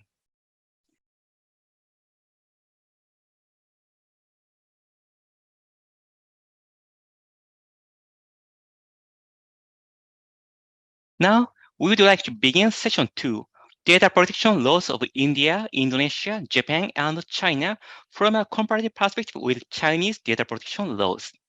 Let me introduce our moderator and speakers for this session 2. Session 2's moderator is Dr. Gordon Hughes, Secretary General of LAWASIA from Australia. Also, we have 4 speakers. Mr. Henry Chen, Senior Partner of Dental Shanghai from China, Mr. Keita Mori, Partner of Uryu Itoga from Japan, Mr. Johannes C. Sachtepi Engel, Founding Partner of ActSet from Indonesia, Ms. Brinda Bandari, Independent Lawyer from India. Dr. Gordon, so I would like to hand over mic to you. So please start. Thank you very much. And good evening, everybody. Yes, my name is Gordon Hughes. I'm sitting here in Melbourne, Australia, and I'll be your moderator for this session 2. By way of background, I'm a legal practitioner, but I'm also in my spare time Secretary General of LAWASIA. In my daily practice, I practice in the area of privacy and data protection, so I've got a particular personal interest in this session. And I must say, I thoroughly enjoyed session 1. I thought it was an excellent presentation dealing with the comparison of laws of various countries with the GDPR. The focus of this session is different. Instead of comparing the laws of various countries with the GDPR, we're comparing them with the emerging data protection regulation regime in China. And as you've been told, the speakers for this session come from China, Japan, Indonesia, and India, and they're going to speak in that order. I've got to say, if you've had a chance to read the bios on the website, you'll agree with me. These are 4 outstanding speakers, and it's hard to imagine a better panel than the one that we have got. So I just remind you one more time that the chat function is not working, so please remember to raise your hand if you have a question. The speakers are going to speak for 20 minutes each, and then whatever time is left after that, if there are any questions, we'll have a panel discussion about them. Against that background, we'll move to our first speaker, who's Mr. Henry Chen. Mr. Chen is Senior Partner at Dentons Shanghai, a very prestigious firm. And previously he was AP Compliance Director of Ford. He's a specialist and leading expert in the area of corporate compliance, and so is very well qualified to speak on this subject. Over to you, Mr. Chen. Yeah, great, thanks. I'm talking about personal information protection law, right? In China, we call it personal information, not personal data. However, when we talk about law in relation to personal information, we not only talk about personal information protection law, right? As you may see, as the number 2 here. There are some other laws like cybersecurity law, data security law would be also available, would be also relevant. So let's talk about cybersecurity law, right? What's the law about, right? There are a lot of things. which is most important, is classified protection system. As you may know, when we talk about personal information, PI, we talk about compliance, which means we have to be mindful of our obligations of protecting the interest rights of subject matters, subject persons of those kind of personal information, which means, as a handler of PI, you are processing PI, you have to be mindful of observing the obligations of protecting the interest rights of those kind of subject persons, right? So in terms of protection, you have a lot of things to do, right? You're not supposed to abuse, the interest rights of the subject persons. You, for example, you don't buy and sell the personal informations. That's one of obligations we're talking about in the section 1, right? And also, there's another obligations under cybersecurity law, which means you have to make your data system, you have to make your information system sound and right, good enough, to protect, those kind of PI as a property from those hackers, right? So that's system, or that's the system is called a classified protection system. So your system would be classified by 5 levels, from the lowest level, level 1, to highest level, level 5, right? The higher the level your system is, more obligations you will have to observe to protect the the PI, right? Just like PI, you can view the PI, personal information, as property, as jewels, as gold, as silvers, right? Those are valuable assets, and to protect the valuable assets, like a gold, silvers, you will have to buy a safe, which should be strong enough to protect the properties from being stolen, from being robbed by those kind of robbers, thieves.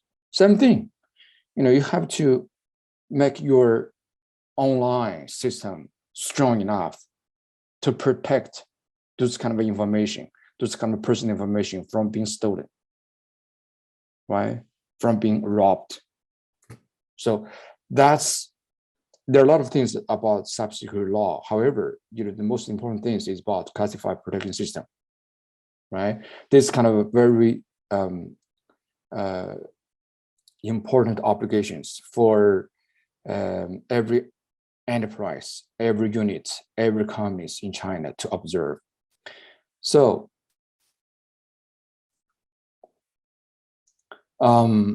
there you go. Obligations, classified protection. Article 21 of cybersecurity law provides for the obligations for classified protection, right?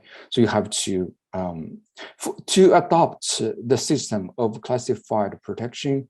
China not only provides for a clause in the cybersecurity law, but also China issued a lot of standards, guidelines for each unit to follow. Then each unit can build up a strong system to protect those kind of virtual assets from being stolen. Certainly, after finishing the law number 1, cybersecurity law, we will have to talk about personal information protection law, right? PI protection law. Those PI protection law more or less similar to GDPR. Our legislators follow GDPR like a kind of a Bible. So our PIPL is more or less similar to GDPR. Since in session 1, our speakers talked about GDPR a lot, right? So I don't have to repeat what they said, for GDPR as well as for PIPL. So, however, as you may see here, right, those kind of rights are similar to those in GDPR, right to inquiry, right of correction, right of deletion or erasing, right of withdrawing authorization and consent, right of deleting PI account, right of obtaining PI copy. Those kind of things are more or less similar. So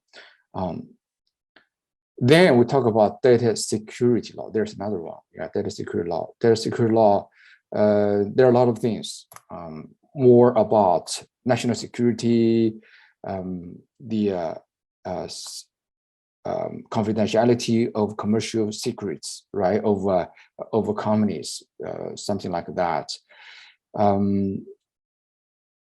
Among those obligations, there's one important obligation, which is about outbound data transfers. Those are obligations which multinational companies are quite sensitive about, because their companies will have to face the obligations, right, to observe in relation to outbound data transfers, right? So in terms of the outbound data transfers, there are a lot of things to do. For example, you have to do personal information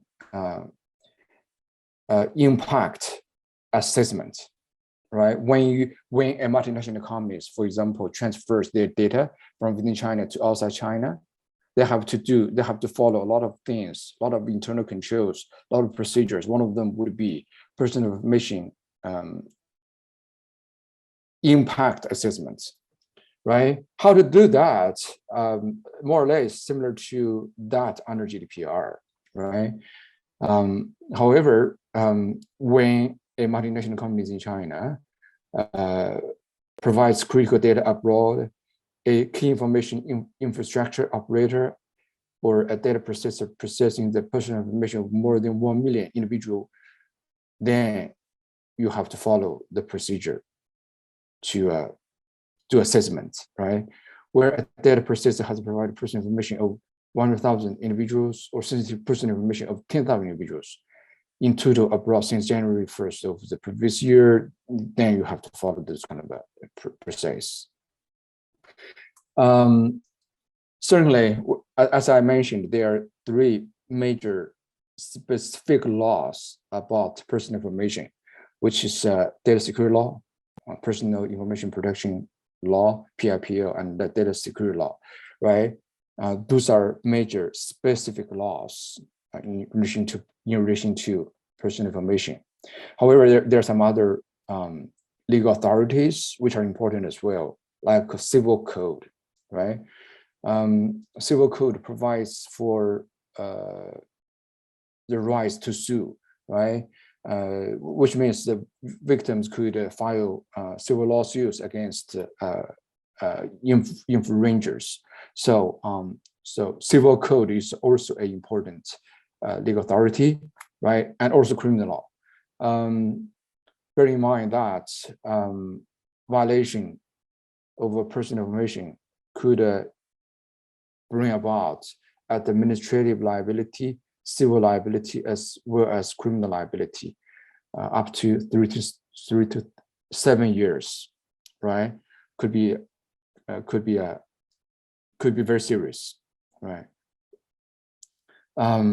As you may, this kind of interpretation of a criminal law in relation to personal information, right? As you may see, the threshold is quite low for triggering of criminal liability. Illegal acquisition, sale, or provision of more than 20 pieces of whereabouts, communications, credit information, and property information, then criminal liability could be triggered, right? There's a real case about that. For example, a disgruntled employee published on the website about, the employee, was an employee of a real estate agency, right? And the employee was fired, and he felt, fired wrong. So he published some property information of the clients of real estate agency on the internet, more than 50 pieces, right? As you may see, those are,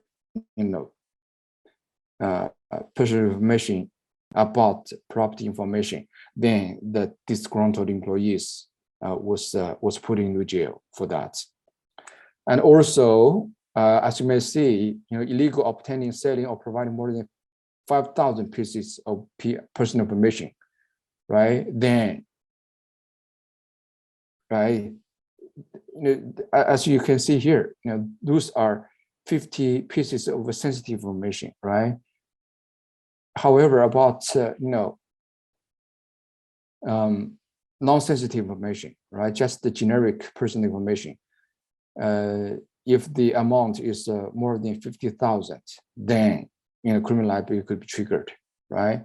Even those kind of a number of pieces of personal information does not meet. However, if the illegal income from the buying, selling the personal information is more than 5,000 yuan, which is about $720, the threshold is quite low, then there could be criminal liability.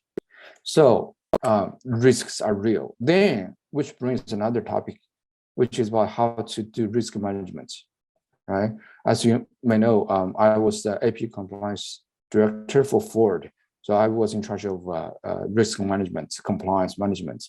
So probably as lawyers, as legal practitioners, an important topic is about how to do risk management, right?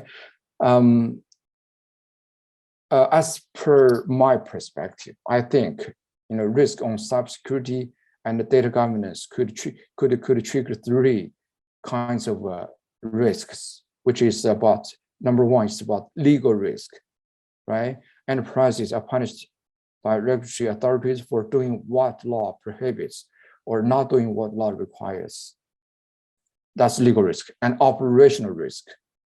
For example, the risk of loss caused by non-subjective international factors, there's just like operational risk, which means a fat finger, right? Just inadvertently, accidentally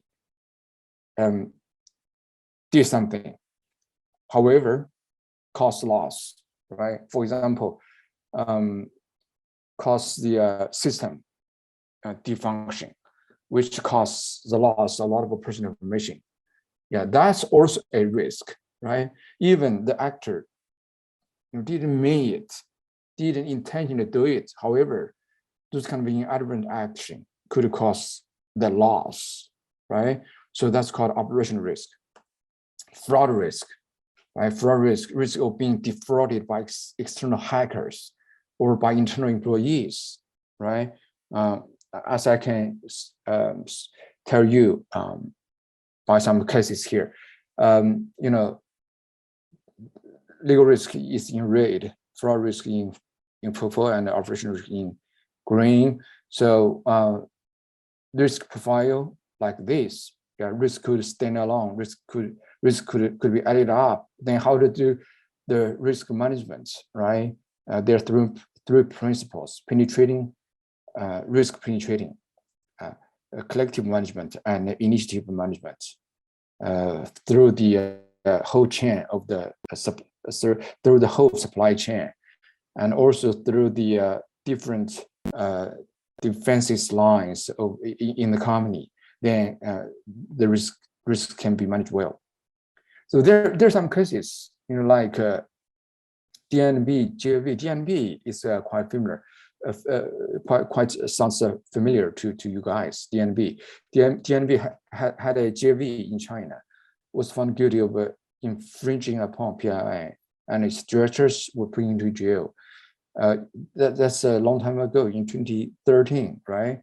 The court found the DNB joint venture guilty of legally purchasing PII and fined the company about RMB 1 million. And the staff who are judicially in charge and others who are judicially liable, they are presidents, right? They are data and operation director, data manager, and data collector were put into jail.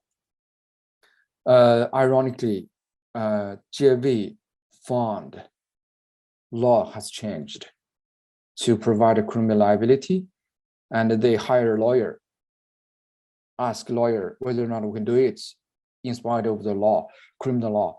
The lawyer said, yes, you can do it, doesn't matter, and then the DNB said, we have a contract, the contract of purchasing information data. Lawyer said, doesn't matter, change the name from the contract of purchasing information data into the contract on advice and consultation for commercial data. Then DNB followed the advice, then they're in jail, right? And you can follow the link to read the article in English. That's the called legal risk, right? Apple fraud risk, the employees of an Apple store stole and sold PII, right? That's not the liability of an employee wasn't computed into the liability of Apple store, which means those employees caused the fraud risk to Apple. Certainly, there's a fine line between the fraud risk and the legal risk. If the Apple could not show the court they were trying to do risk management, there could be a criminal liability for Apple Store as well, and their directors, their managers. So there's a fine line. However, the fraud risk is there, and also operational risk, right? The Huazhu operates the online hotel booking system for about 4,000 hotels, and they didn't manage well the operational risk. For example, they didn't manage well the classified system, right? Classified protection system, as I told you guys in the first place, right? And then a lot of data were stolen from the company, and ironically, the Huazhu was the last one to know their data was on the sale on the internet, right? And there were about 500 million of PI items put into the market to sell. So that's, you can say they're legal risks, right? And also their operational risks as well.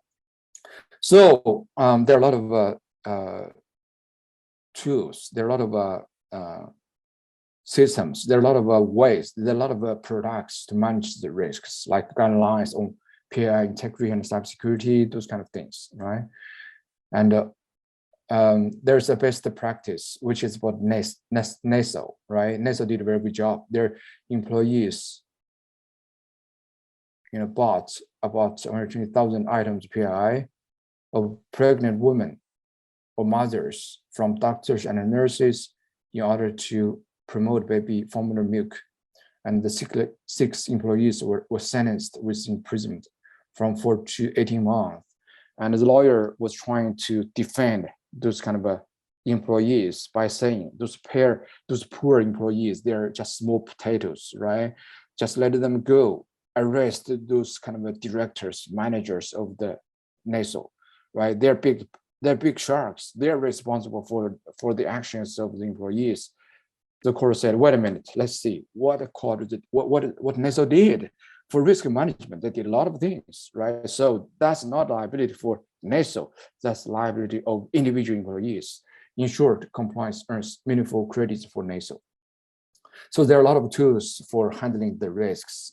We don't have time to mention. If you have more questions, please let us know, and you can see you can have my PPTs, and you can send emails to me, right? Thank you very much. Thank you very much, Mr. Chen. That was an extremely interesting presentation for me in particular, because I don't know much about Chinese data protection laws, and I now feel a lot better educated. I couldn't help but compare, as you were going along, comparing the laws that you were describing with the laws in my country, Australia. A lot of significant differences. There's a lot of similarity between the laws you were describing and the GDPR, as you pointed out, whereas in Australia, we have no alignment with the GDPR at all at present. You also have a very different process for authorising overseas transfers of data. I think that's probably quite unique. And I was also interested in your comments about the civil code and criminal code, but there'll be time to discuss that later on. Now, for the benefit of our speakers, I'm changing the order of our speakers simply because I've been having some discussions behind the scenes and we have a bit of a scheduling problem for one of our speakers. So I'm going to invite Brinda Bandari to speak now. Brinda is from India and she's exceptionally well qualified. She's a Rhodes Scholar. She's a graduate of Oxford University. She practices in Delhi and she specialises in the field of digital rights, technology and privacy. So I'll be extremely interested to hear what she has to say. So I'll pass over to you now, Verinda. Thank you so much. And apologies for the scheduling change. I'm so glad to be here. It's very exciting to hear all these developments that are happening. Unfortunately, India hasn't really reached the stage. And so before I get down to my presentation, I wanted to just give you a background about the journey of the data protection law in India, because I think that to some extent is helpful for countries that don't already have a set data protection law. It's something we're seeing across countries in Asia and Africa. As countries are trying to enact a data protection law, what are some of the hurdles that can come into force? India has never had any data protection law, but in 2017, the Supreme Court gave a right to, declared that there is a fundamental right to privacy. There was a constitutional court decision. There were lots of arguments. The government opposed it, but the Supreme Court was very clear and said that the right to privacy is a fundamental right that inures to all citizens of the country and to all persons. Given this, the government was then forced to constitute a committee which was tasked with looking at the issue of data protection and to come up with a bill. This committee, the Sri Krishna Committee, for anybody who's well versed with developments in India, came up with a draft law in 2018. In 2019, the government came out with its own version of the law. So they have made changes to the Sri Krishna Committee version.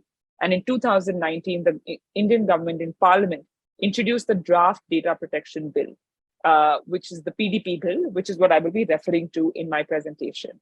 For 2 years, there was a committee that was constituted within Parliament. It was a cross-parliamentary committee, cross political parties.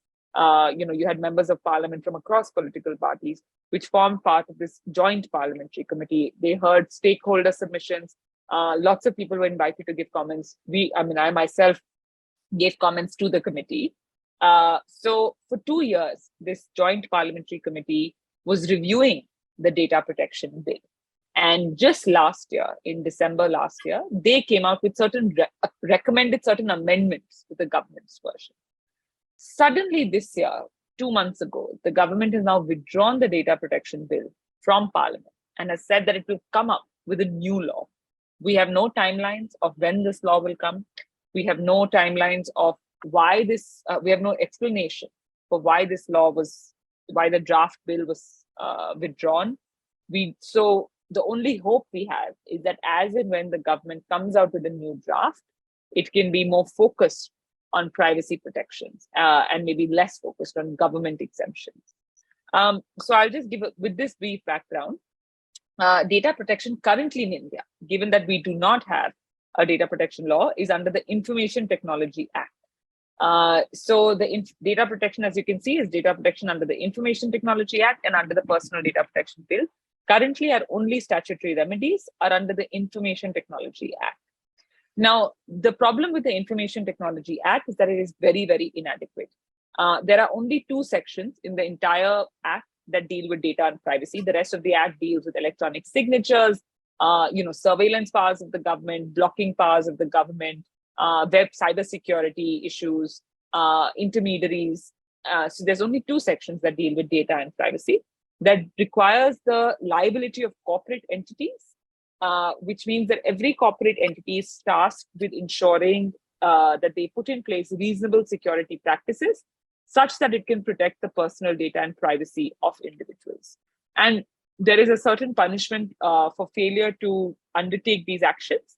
And there is also punishment for any false disclosure of information. Under this section 43A, which is the liability of corporate entities, the government has enacted various rules. And these rules define, which are called the Sensitive Personal Data Information Rules, the SPDI rules. They define what is sensitive personal data. They say that every company must have a privacy policy. They prescribe a certain manner of collection of information, disclosure of information. What then is the problem? The problem with the law is twofold. One, it excludes the government entirely from the ambit of data protection. Now, as we know, especially in India, the government is one of the largest data controllers, or what we in India refer to as the data fiduciaries. It collects the data of 1 billion citizens through government schemes, through tax purposes. But the IT Act, under the Information Technology Act, the government is excluded from its ambit. So it's impossible to have any statutory remedy against the government for any data protection breach. Even when it comes to corporates, the rules are completely inadequately enforced. We don't have a functioning tribunal that can deal with disputes. Over the years, there has not even been a single case of a judgment that deals with the interpretation of the prosecution of companies for failure to maintain data protection standards under the IT Act. So the situation is very dire, and we urgently need a data protection bill. Which leads me to what are the definitions of data and what are the understanding of data that have been come under the data protection bill. This is what I'm going to use as our sort of governing framework, so to speak. So the data protection bill, it's a personal data protection bill. It deals with data, personal data and non-personal data. The scope of the bill is currently only with personal data. Non-personal data, which is anonymized data, is excluded from the purview of the bill. Notably, the Joint Parliamentary Committee actually recommended changing this. They said we should have a comprehensive data protection law, which would cover both personal and non-personal data. This was actually heavily criticized by many, many commentators, saying it's going to become very confusing. People will have no idea because the standards are very different. Non-personal data regulation, especially what we've been seeing in the EU, is very much focused on deriving commercial value from data. Whereas personal data regulation is meant to be ensuring the privacy of the individual. So the ideas and the motivations behind both these laws is actually different. Now, personal data is divided into personal data, sensitive personal data, and something called critical data. So everything that is data is either divided into NPD, non-personal data, or personal data and sensitive personal data. Critical personal data that you see here is a third category that is undefined under the law, which is pretty surprising. But it is supposed to be data that will be defined as and when the government defines it. But it is data that cannot, for all practical purposes, leave the Indian shores. So we expect it to be data such as the health data of the President of India, the health data of the Prime Minister of India. So data that is very sensitive and personal and important to the country's national security, as seen by the government. So this is called critical personal data. So you have personal data, sensitive personal data, and critical personal data. As you can see, so all that is personal data is also sensitive personal data. Now, what is personal data? It's a fairly inclusive and a wide definition. It's data relating to any natural person and any inference that may be drawn from their profiling. So it's name, email address, ID, gender, and more importantly, it can directly or indirectly relate to a certain individual. So intellectual property, IP addresses, can also be part of personal data. Now, if you look at consider the example of an author. An author's email address and a mobile number can identify them, so it would constitute personal data. Even an individual zip code, in our author example, an author or a customer, their zip code and their gender that can indirectly identify them will be characterized as personal data. Sensitive personal data is personal data that may be related to financial data. So that's your bank accounts, credit card statements, health data, biometric data. So your genetic data, DNA profiling, health is any medical record. These are very broadly defined. Genetic data, which would be specifically DNA data, whereas biometric would be more iris, iris data, fingerprints, those sorts of things. Official identifier, which is your, in India, as many of you may know, we have an Aadhaar card. It's the biometric identity card that all Indians have. So that would be an official identifier. Your passport would be an official identifier. Now, this is an interesting category, caste or tribe. This actually is also potentially problematic because in India, your name can often reflect your caste.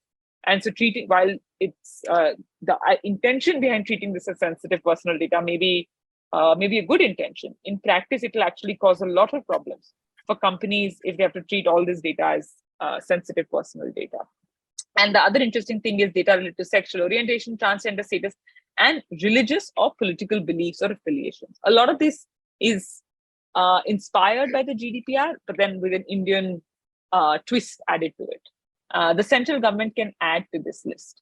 Now, what is the difference between personal data and non-personal data in terms of the obligations that are placed on companies? So more specifically, under the law, while you necessarily just have to take consent, while consent is one of the categories for processing personal data, for processing sensitive personal data, you need something called explicit consent, which hasn't really been defined in the law, but it requires a higher level of like notice.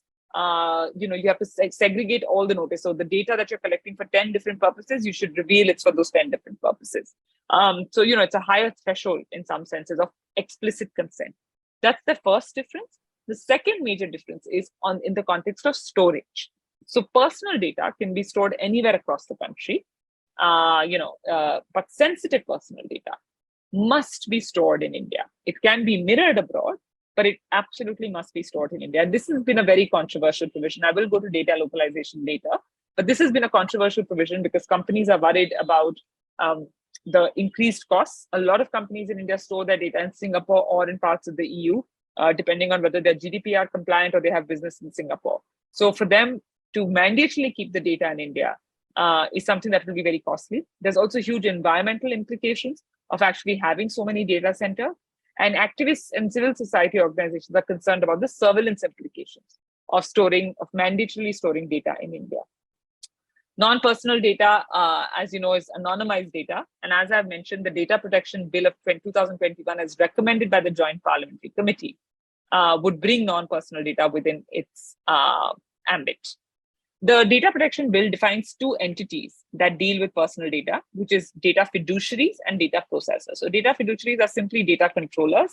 But in India, the term of fiduciary was chosen because the Sri Krishna Committee, which I had referred to earlier, felt that data controllers has a real control and subject aspect to it, whereas fiduciary is a more equal and equitable relationship and also ensuring a relationship of trust. So that was the logic behind it.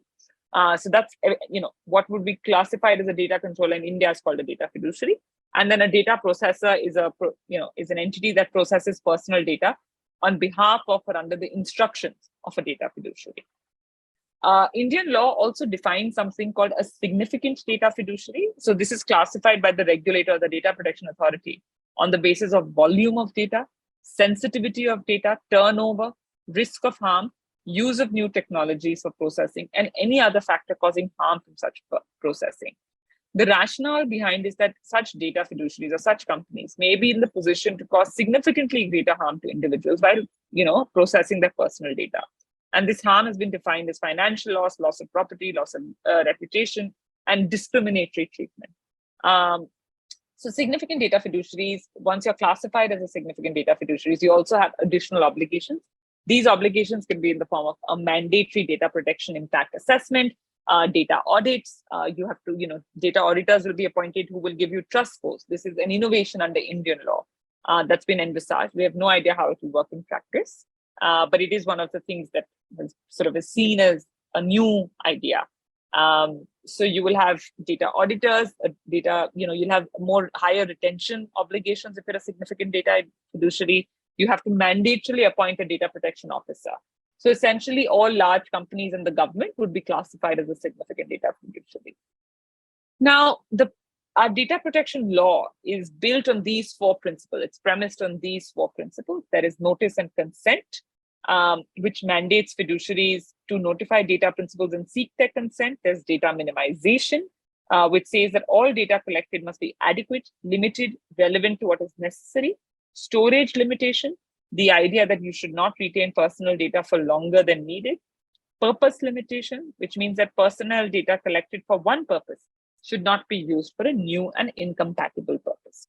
So one interesting thing that was clarified under the Data Protection Bill in India, which was not there currently in our existing law, is the idea, which a lot of you will already be familiar with, that bundled consents are not permitted.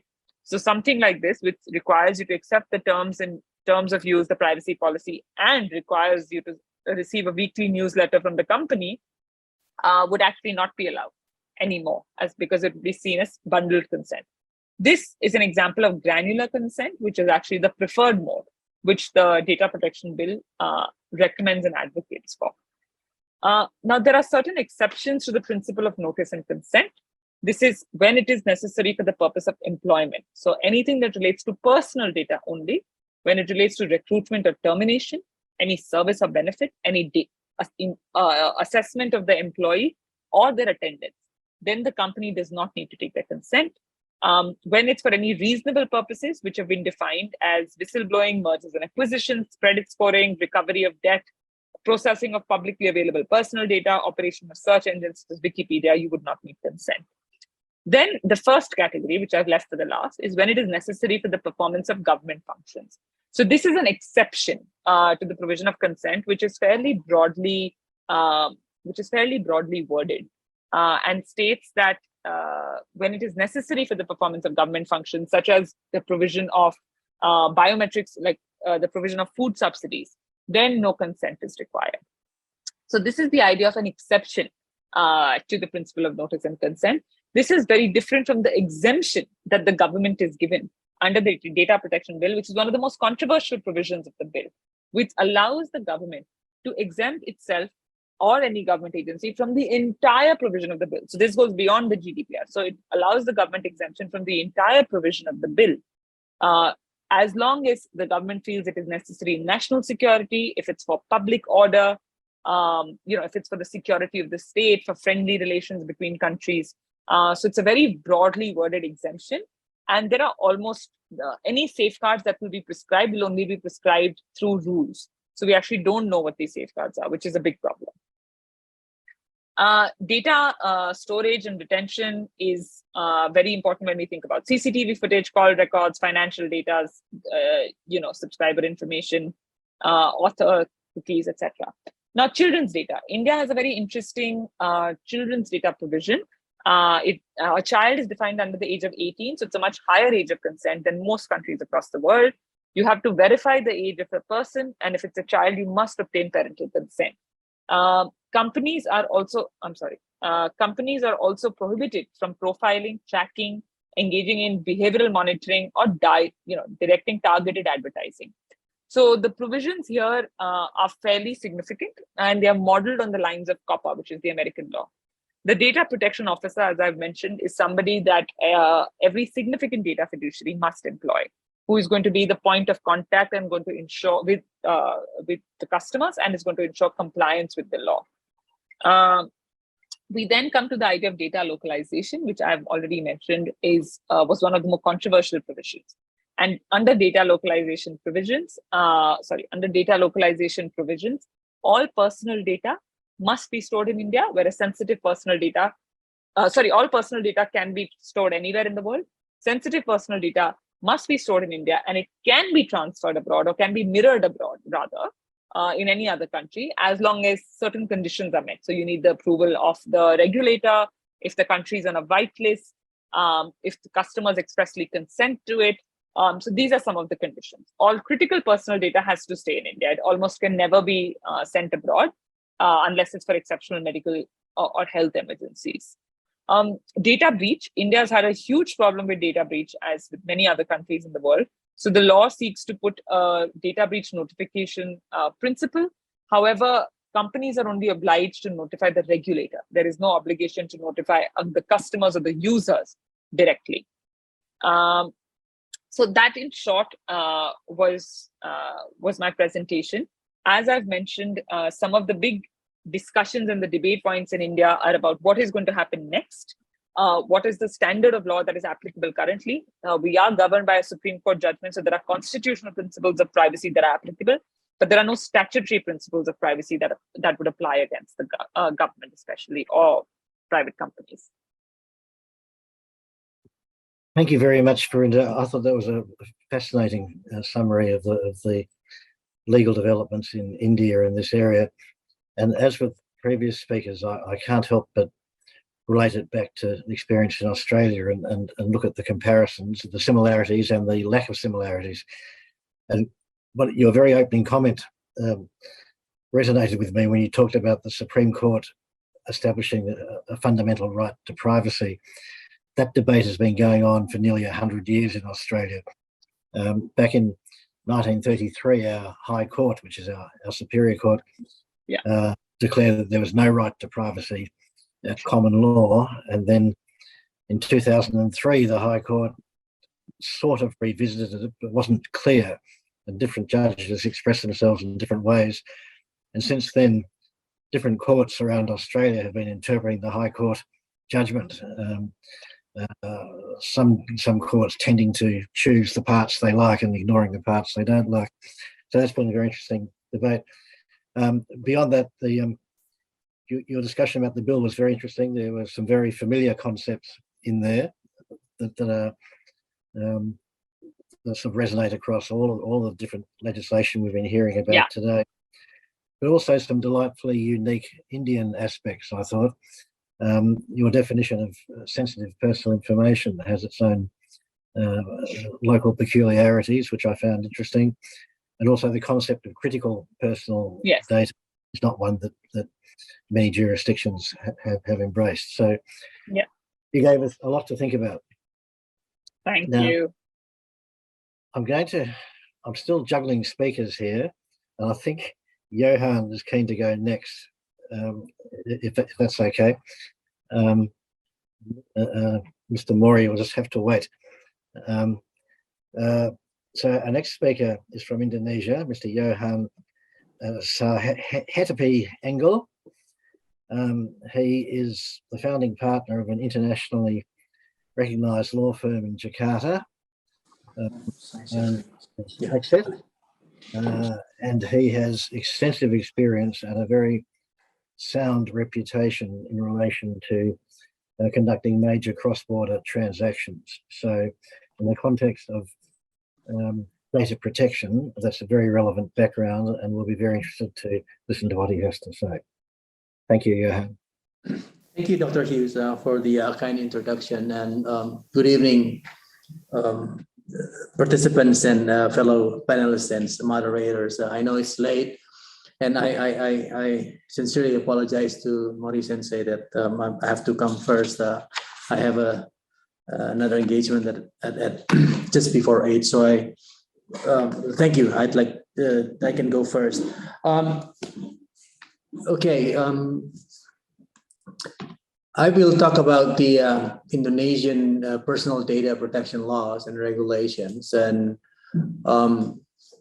I apologize if I'm unable to compare our regulations with Chinese regulations, because we don't have the expertise on China laws, and we didn't want to even try to pretend that we're a specialist of Chinese laws, nor GDPR, but more relevant reference that's usually used is GDPR. So we compare our position with GDPR, and I thank you.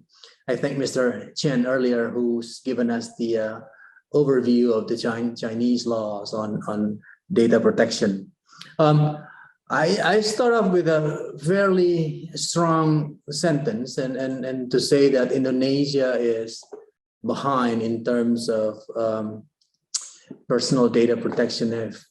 We've heard from the other panelists earlier that they've had their data protection laws going back as far as there was one in 2005, the three that became effective in 2005, and we don't even have that. The regime now in Indonesia is that protection of personal information is scattered in various laws and regulations. You have the health law that deals with your health information. You have the banking law that deals with your banking information, and you have the telecommunications law that deal with your, private information. And it comes to telecommunications. So it's a different scheme altogether, and there is no one single law that deals with the personal data protection. We also have the electronic information and transactions law, or the EIT law, that sets out certain governing rules for information, digital information, electronic information, including personal data information. And this law was issued in 2008. And then this was amended in 2016, not because of GDPR, but there was just a separate amendment. And then there were a couple of government regulations, government regulation number 82, which then was replaced by government regulation number 71, 2019. And also there's a Minister of Communication and Informatics regulation number 20 of 2016. Now, this is again almost like the sole reference for us in terms of personal data protection, especially in the electronic or digital regime. The GR, the government regulation 71 2019 is a much better improvement than the predecessor regulation. It has adopted certain functions or features that are existent in the more mature jurisdiction when it comes down to data protection. So the elements of lawful consent, purpose limitation, data minimization, and so on, they all exist in the GR 71 2019. So this, in a way, shows that Indonesia is not closing itself to the development outside Indonesia, because as a matter of fact, with technology, we've become, like it or not, such a global village. Border is just, there's no real border unless in terms of the digital age.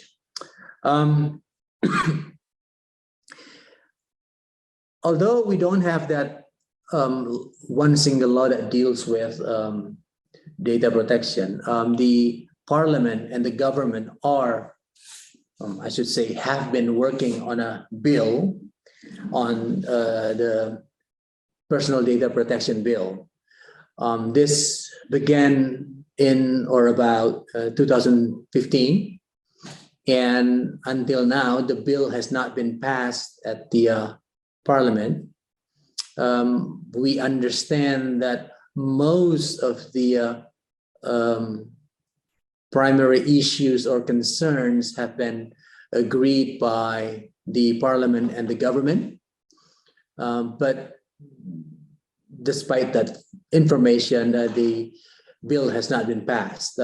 We've heard that the bill would be passed by the end of this year, but last year we also heard the same thing. So we can't really be sure when the bill is going to be issued. Now, the PDP bill,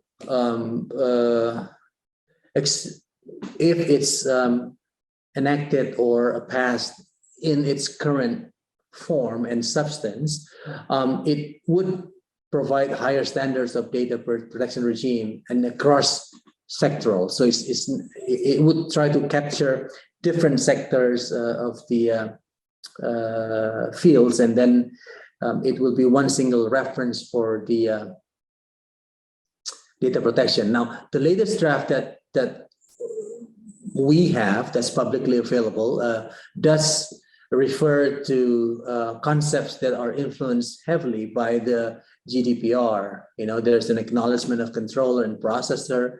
There's a sensitive data concept, and there will also be a data protection officer, and so on. On that note, the need of this PDP law is quite urgent at the moment, given the fact that we've had some breaches recently, and the breaches are quite serious. Are serious, and they're from different sectors. So we have the private sector data breach, and we also have the government sector or public sector data breach.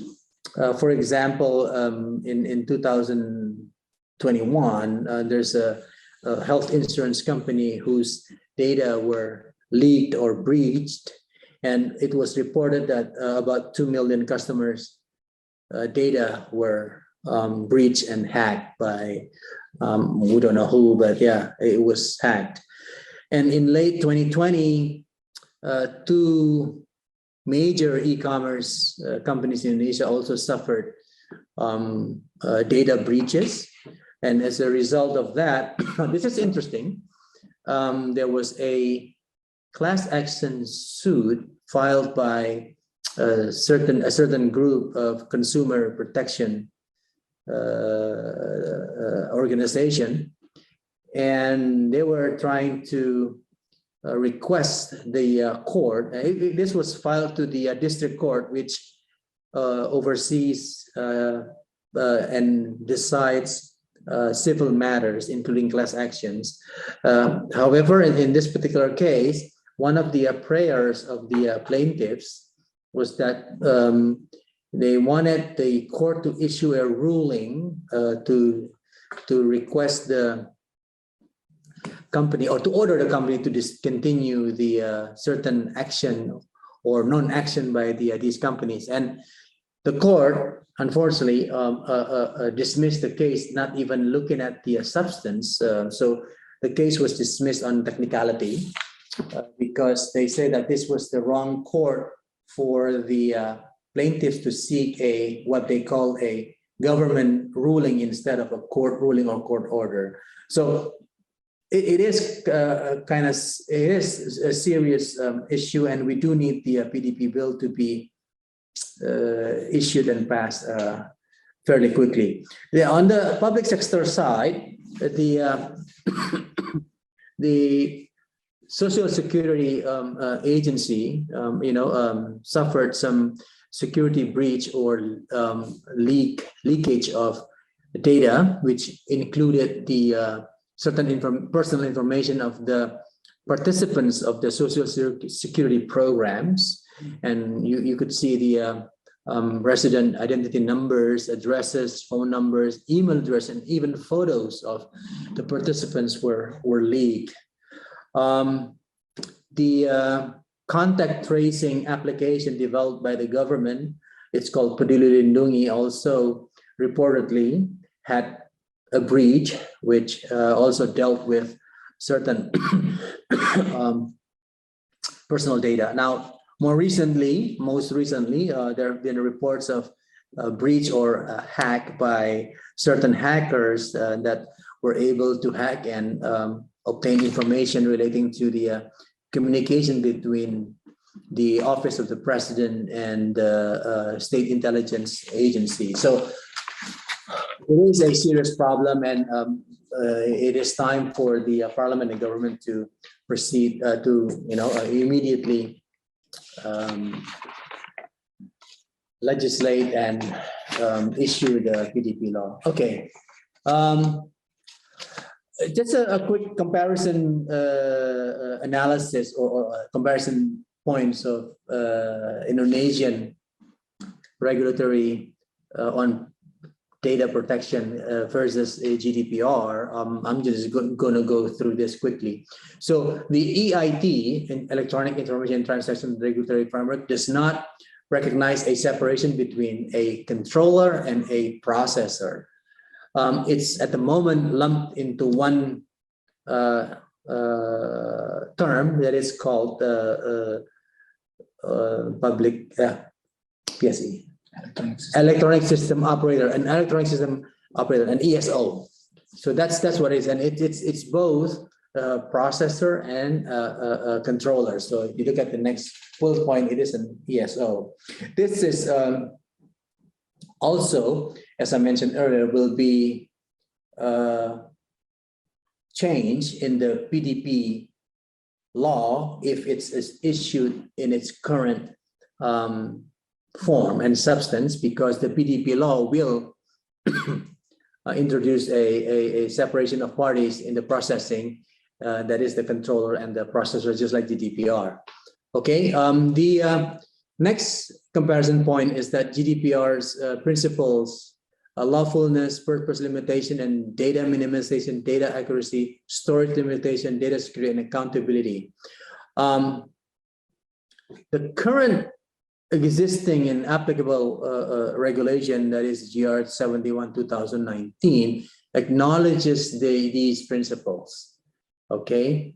However, the consent, the explicit and express consent, is still required. So that those are not the substitute for the consent, but rather those are in addition to the consent. Now, the PDP, once enacted, will have the same principle, but it will allow the lawful and fair and transparent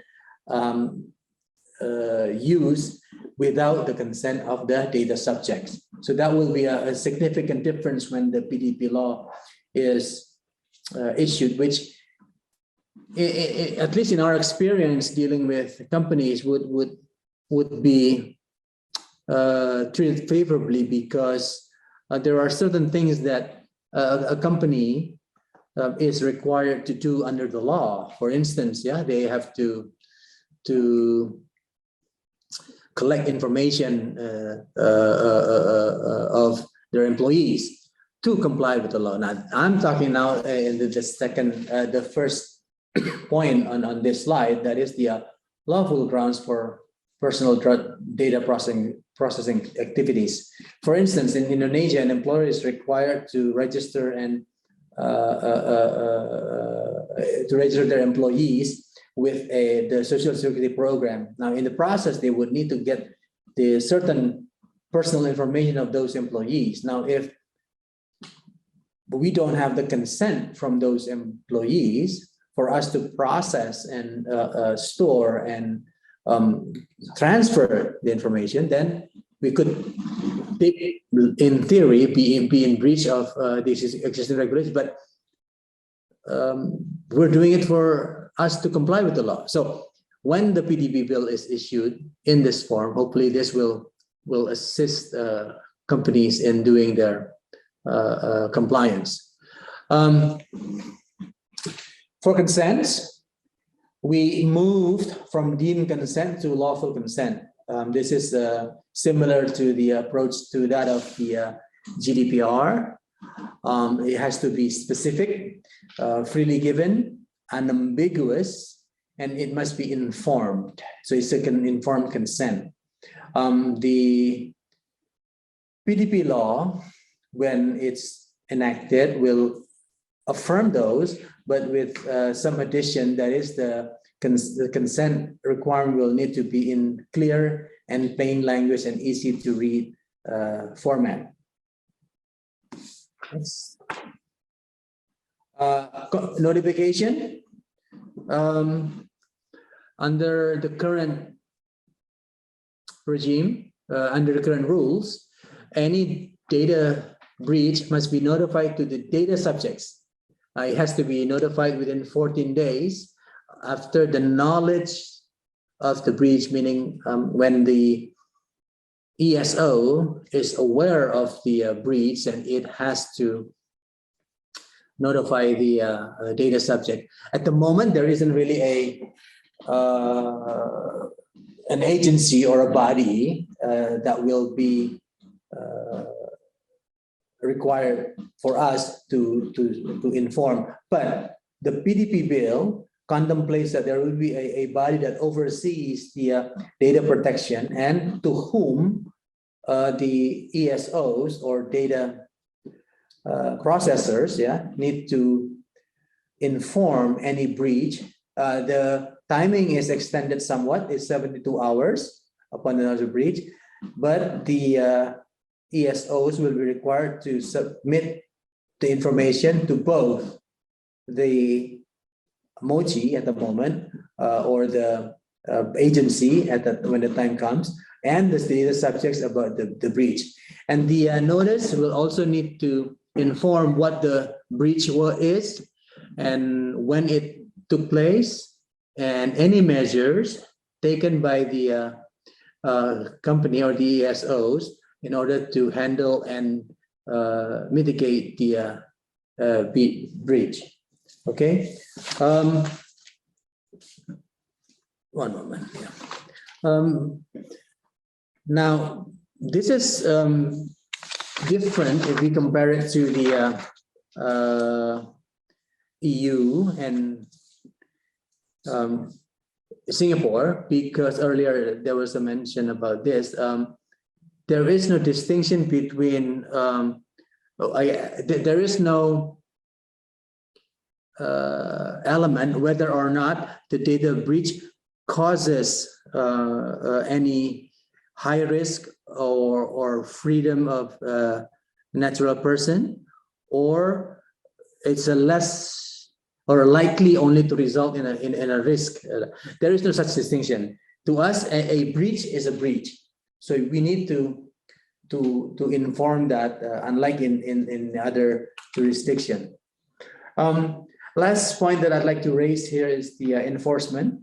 There is no specific threshold amount as the basis to calculate any administrative financial penalty, unlike in GDPR. Under the EIT law, unlawful processing of personal data without consent, that is, may be subject to fines and imprisonment. Again, though, we don't see a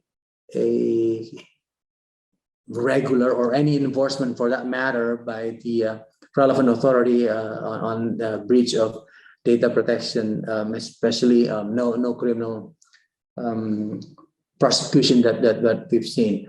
The PDP bill, when it's approached, will also have the similar approach, and that is that there will be fines and imprisonment sanctions for any party that violates the PDP law. Okay, next. With that was my quick overview of what our current rules and regulations on data protection, and I'll be open to Q&A session later on. Thank you, Dr. Hughes. Thank you, Johannes. That was very interesting. You had a very captivating opening line when you said "we are behind," but it made me reflect that you can have legislation and still be behind. In my country, we enacted our Privacy Act in 1988. But, wow. So in one sense, we were ahead of the game, but our Attorney General's Department released a report earlier this year pointing out all the deficiencies in that act which need to be rectified, essentially to bring it into line more into line with the GDPR. So one of the advantages of being slow to enact specific legislation might be that you'll get it right the first time, but time will tell. Yes, thank you for that. I'm glad you can remain, and I know you have to go on the dot of finishing time. Now we turn to the ever-patient Mr. Mori. Change the order. Mr. Mori is a partner in the firm OU and Itoga, which is an international firm with numerous in Tokyo, Shanghai, Vietnam, Uzbekistan, Moscow. And like other speakers today, he's got a particularly strong practice in the area of cross-border, or a lot of experience in the area of cross-border transaction, which is really underpins the whole relevance of data protection laws in my view. So I'll be very interested to hear from Mr. Mori. Over to you. Thank you, Dr. Hughes. Hello, everyone. My name is Keita Mori. I have not expected to be the last speaker, but I think Dr. Hughes' judgment is very excellent because half of the speaker listeners must be Japanese lawyers, so they do not have to listen to my presentation. Yeah, but I am a member of International Committee of Tokyo Bar Association. I would like to briefly introduce Japanese personal data protection laws. Here's table of contents. First, I will introduce basic information and the features of Japanese personal data protection. And second, the latest amendments in Japan. Finally, I will introduce framework of regulations on cross-border transfer. First one is basic information. The name of Japanese law is Act on the Protection of Personal Information. APPI was enacted in 2003 and is reviewed at least every 3 years. And recently, APPI was amended in June 2020 and May 2021. And laws came into effect on April 1st, 2022. Personal Information Protection Commission is the government commission responsible for the enforcement of APPI. And on January 23rd, 2019, Japan and the EU mutually acknowledged adequacy of protection. Since then, transfer of personal information to a third party in EU or England is not treated as transfer to a third party in a foreign country in the context of application of APPI. Features.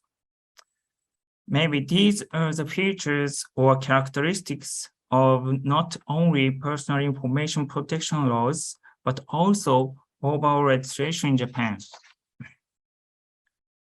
First, enforceability. There are a lot of rules and guidelines, and so it is relatively easy for business operator to find out what to do in every situation.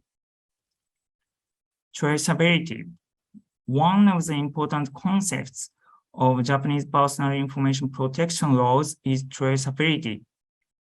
Business operators must keep records when they acquire or transfer personal data, even in situations in which notification to an individual is not required, or in the situation the individual's consent is not required, which means that business operators do not have to actively provide such records to an individual.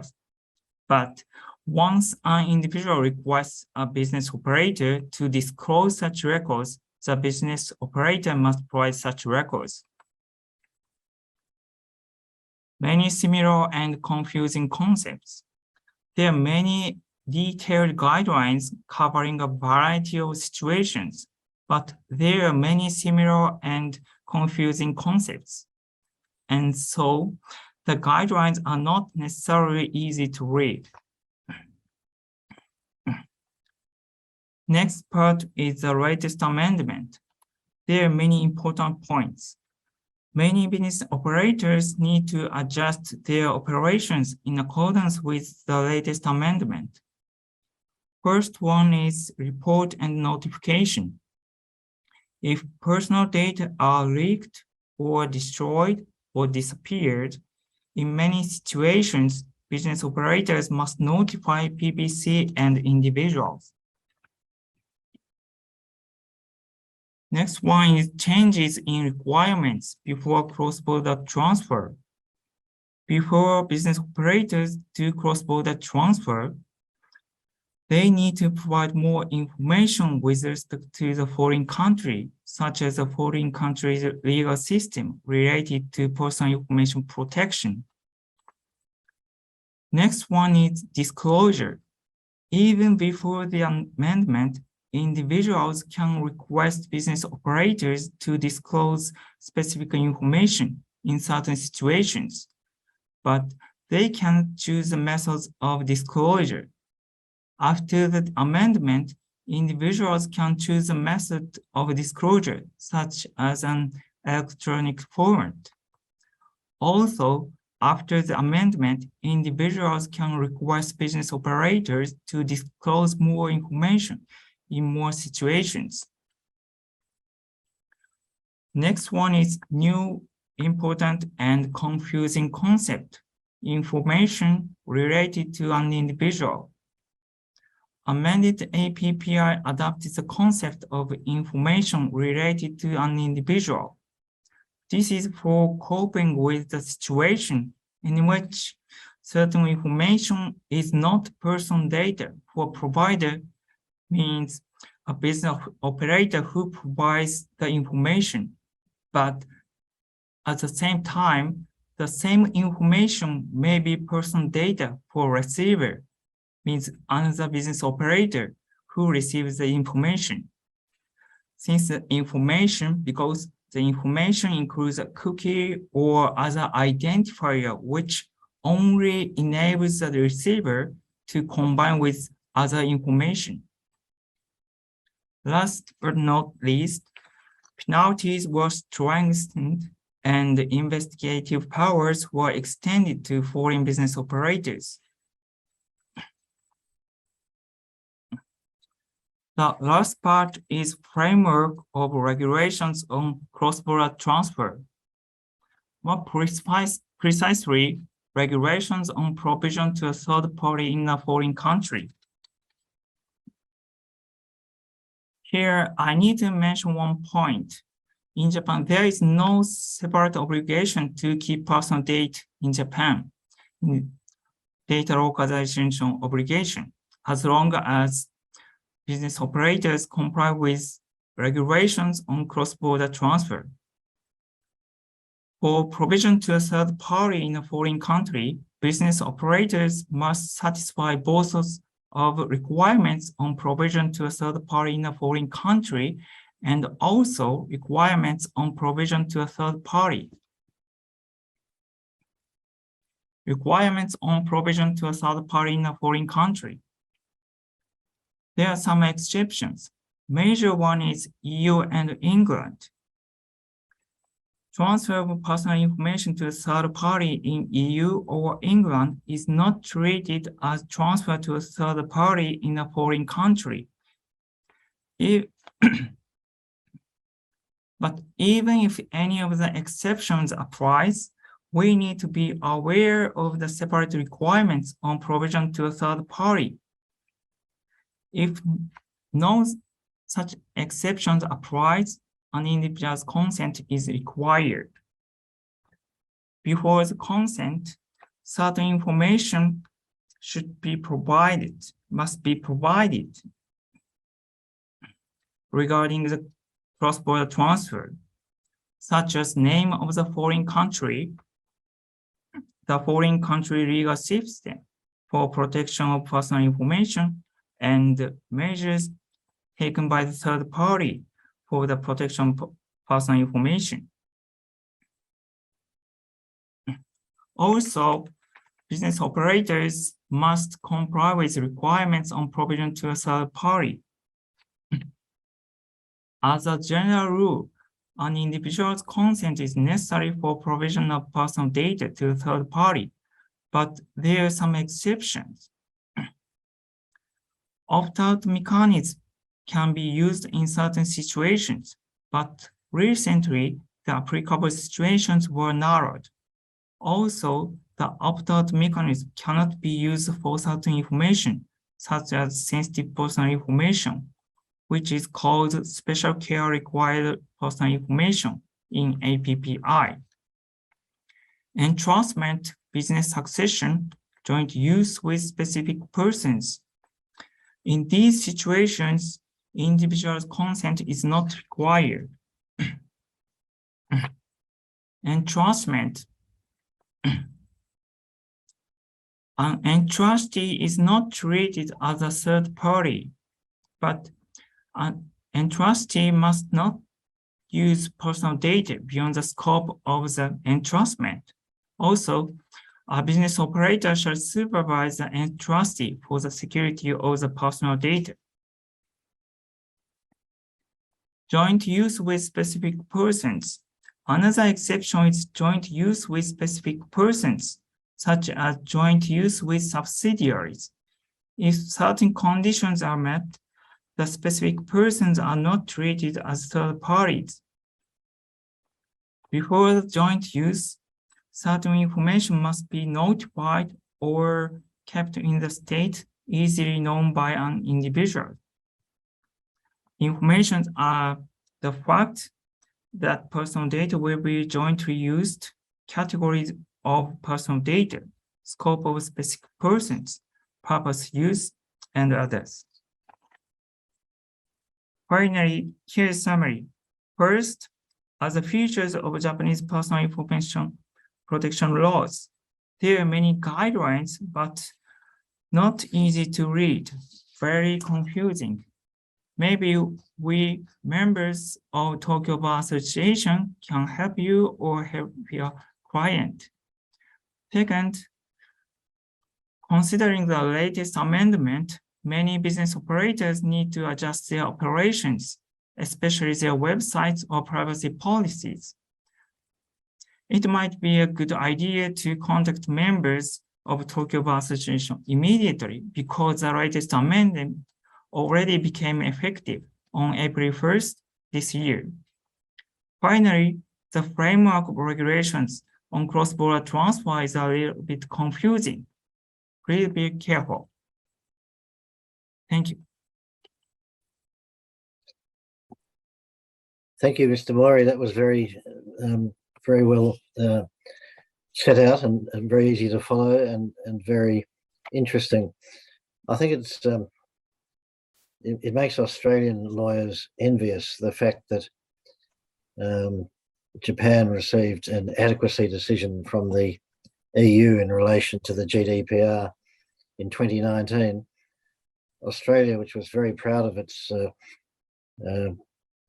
being an early innovator of privacy law, was very disappointed way back in 2001 when it failed to get an adequacy decision under the predecessor of the GDPR, and that remains the case. And Australia's case, it's because we have some very curious exceptions in our laws, which the EU didn't like. Our Privacy Act, for example, doesn't apply to small businesses with an annual turnover of less than 3 million Australian dollars per annum, and it doesn't apply to employee records, which is a rather curious exception. There are reasons for it, but it's out of date. So quite clearly, I mean, for a lot of the reasons you've explained, Japanese law is up to date and keeping ahead of the majority of other countries. Now, we have some time for some questions.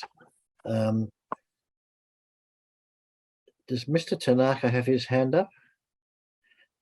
Or am I mentioning that? No, he doesn't. Or maybe I could ask the other speakers, do they have any additional comments they'd like to make or observations they'd like to make about what they've heard?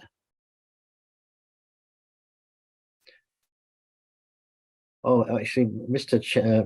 Chen, I've got a question for you, which someone has posed. Does the Chinese data protection law also apply to the Chinese government? You're on mute. The answer is yes. organizations is supposed to observe the obligations under the data protection law. For example, in terms of national security, those kind of things. Yes, the answer. Yeah. And I've got a question for Johannes, but anyone can answer it. You mentioned that you've had this draft legislation since 2015 and it hasn't yet been enacted. I'd be interested to know, why hasn't it been enacted? Is it because of political disagreement? Is it because of ongoing legal debate? What's the stumbling block? The stumbling block, Dr. Hughes, is that there's one, probably there's more, but one primarily significant stumbling block is who the authority will be that will oversee the enforcement of data protection. The government, president and his ministers, wants that to be in below the Ministry of Communication and Informatics. So as a part of a ministry, the parliament wants that to be an independent body, so that it could, and then it will also have some sort of enforcement power. So that's the stumbling block. Once that's resolved, other issues would be resolved as well. So that is the stumbling block. But again, we're hearing that this is a priority bill that needs to be enacted and approved by this year, but time will tell. Thank you. It's very interesting. In Australia, we have delays in enacting changes to our privacy legislation, and sort of in parallel, we've had an ongoing debate about whether there should be a legislated general right to privacy, not so much data protection, but freedom from intrusion. And there have been a lot of calls for it from the public and from advocacy bodies over a number of decades, but nothing happens. And I think the reason is that the media in Australia, which is very powerful, is very opposed to it. And as soon as someone suggests a legislated right to privacy, the newspaper editorials immediately go into overdrive and say this is really, really bad for freedom of speech or whatever reason they want to use. But in broad terms, of course, it's not in the media's interests to have information less accessible.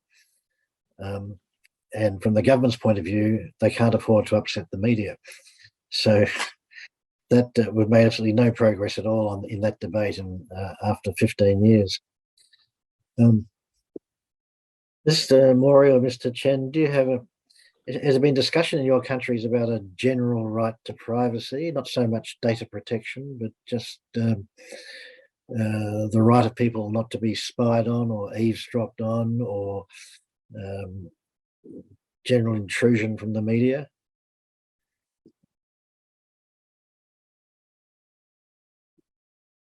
Is that a question for whom? I'm interested in either country, in China or Japan. Intrusion from media. I'm interested to know whether people think there should be a general law that protects people's privacy, or whether the prevailing view is that it's in the national interest for the government in particular to have an overriding power to supervise people in the national interest. That's a quite sensitive question. Yeah. First of all, certainly China has a kind of a comprehensive legislations to protect the privacy of people, right? And in terms of the political question, I would rather not answer either way. I can say something like, would the law be applicable to a government? The answer is yes. For example, as I mentioned in the presentation about classified protection system, I hope you still remember it, which means this kind of system is meant to protect the system from being hacked, right? Chinese government agencies are required to adopt classified protection system to protect their system from being hacked. Before the adoption of the system, a lot of Chinese agencies, government agencies, their website could be hacked, and the contents could be replaced with, original contents could be replaced with some kind of pornography pictures, as well as some other political slogans. So with the adoption of the classified protection system, this situation disappeared largely. Yeah, that's kind of a more flavor to the first question. Yeah, and thank you. A very comprehensive answer. Are there any other comments that any of the panelists would like to make about any aspect of their presentations which they'd like to elaborate on, or anything that's been raised by any other speakers? Because now would be a good time. Oh, I've got a question while you're thinking about that. Mr. Patrick from the audience is raising his hand. Mr. Patrick, would you like to raise your question, please? Mr. Prantic, I think. You're on mute.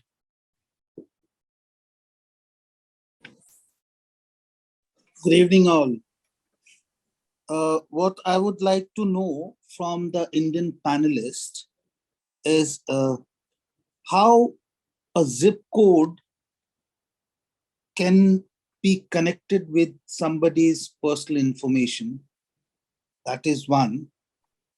And second thing, you mentioned that mergers and acquisition will be an exception. So can you just elaborate on these two small points, please? Thank you very much. I'm Prantik Hazarika from New Delhi. Who would like to go first? This question is for the Indian panelist. Oh, the Indian panelist, I'm afraid, has had to leave. Oh, okay. All right.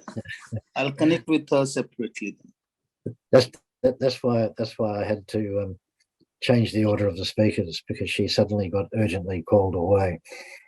But she very kindly agreed to stay and give her address first. So I'm sorry about that, because they were good questions. But I think the question generally about what amounts to personal information and what constitutes personal information is a very difficult one. In one sense, all the speakers I've heard tonight have said the same thing, and that is their definitions talk about information that relates to an individual. In my country, the wording of legislation is slightly different. It talks about information about an individual. And our federal court has given that a very narrow interpretation. So in fact, our definition of personal information now is not as comprehensive as it is in other jurisdictions. It's another reason why we're not GDPR compliant, and another reason why the Australian legislation is undergoing close scrutiny at the moment and is likely to be amended. Sunil, you have your hand up. Yeah, Dr. Gordon, I have a question. I want to put this question to all panelists, and even to Dr. Gordon, you as well. So what are the steps taken by the jurisdictions in your countries to develop transnational data protection law in the region? Because this is very important as far as the development of data protection law in the region is concerned. Are you talking about sort of regional laws that are compatible as between countries? Yeah. So I suppose the European Union has achieved that through the GDPR. In my part of the world, the Asia Pacific, it hasn't happened. Our nearest neighbour of any size is New Zealand, and it has a totally different Privacy Act to ours. I'm interested in relation to the other speakers. Are you aware of any initiatives to make your laws complementary to or identical with the laws of other countries in your region to make the law more universally applicable? Has there been any discussion about that? Well, as for China, we have, as you know, we have kind of a personal information protection law, PIPL, and PIPL is enacted following GDPR.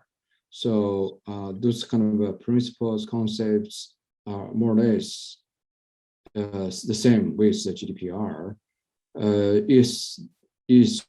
I think this is similar to what you just mentioned, transnational legislation. Yeah. I agree with that comment. Mr. Mori or Johannes, do you wish to add anything to that? Yes, I think making a region like GDPR in Europe, in Asia is a great idea. And I hope especially Chinese companies can transfer to Japan personal information without governing governmental assessment for security of personal data and something. But I think that it's very difficult to make such a region in Asia because there are many different court systems in every countries. So there is probably totally different to situations in Europe. So there's many high hurdles, I think.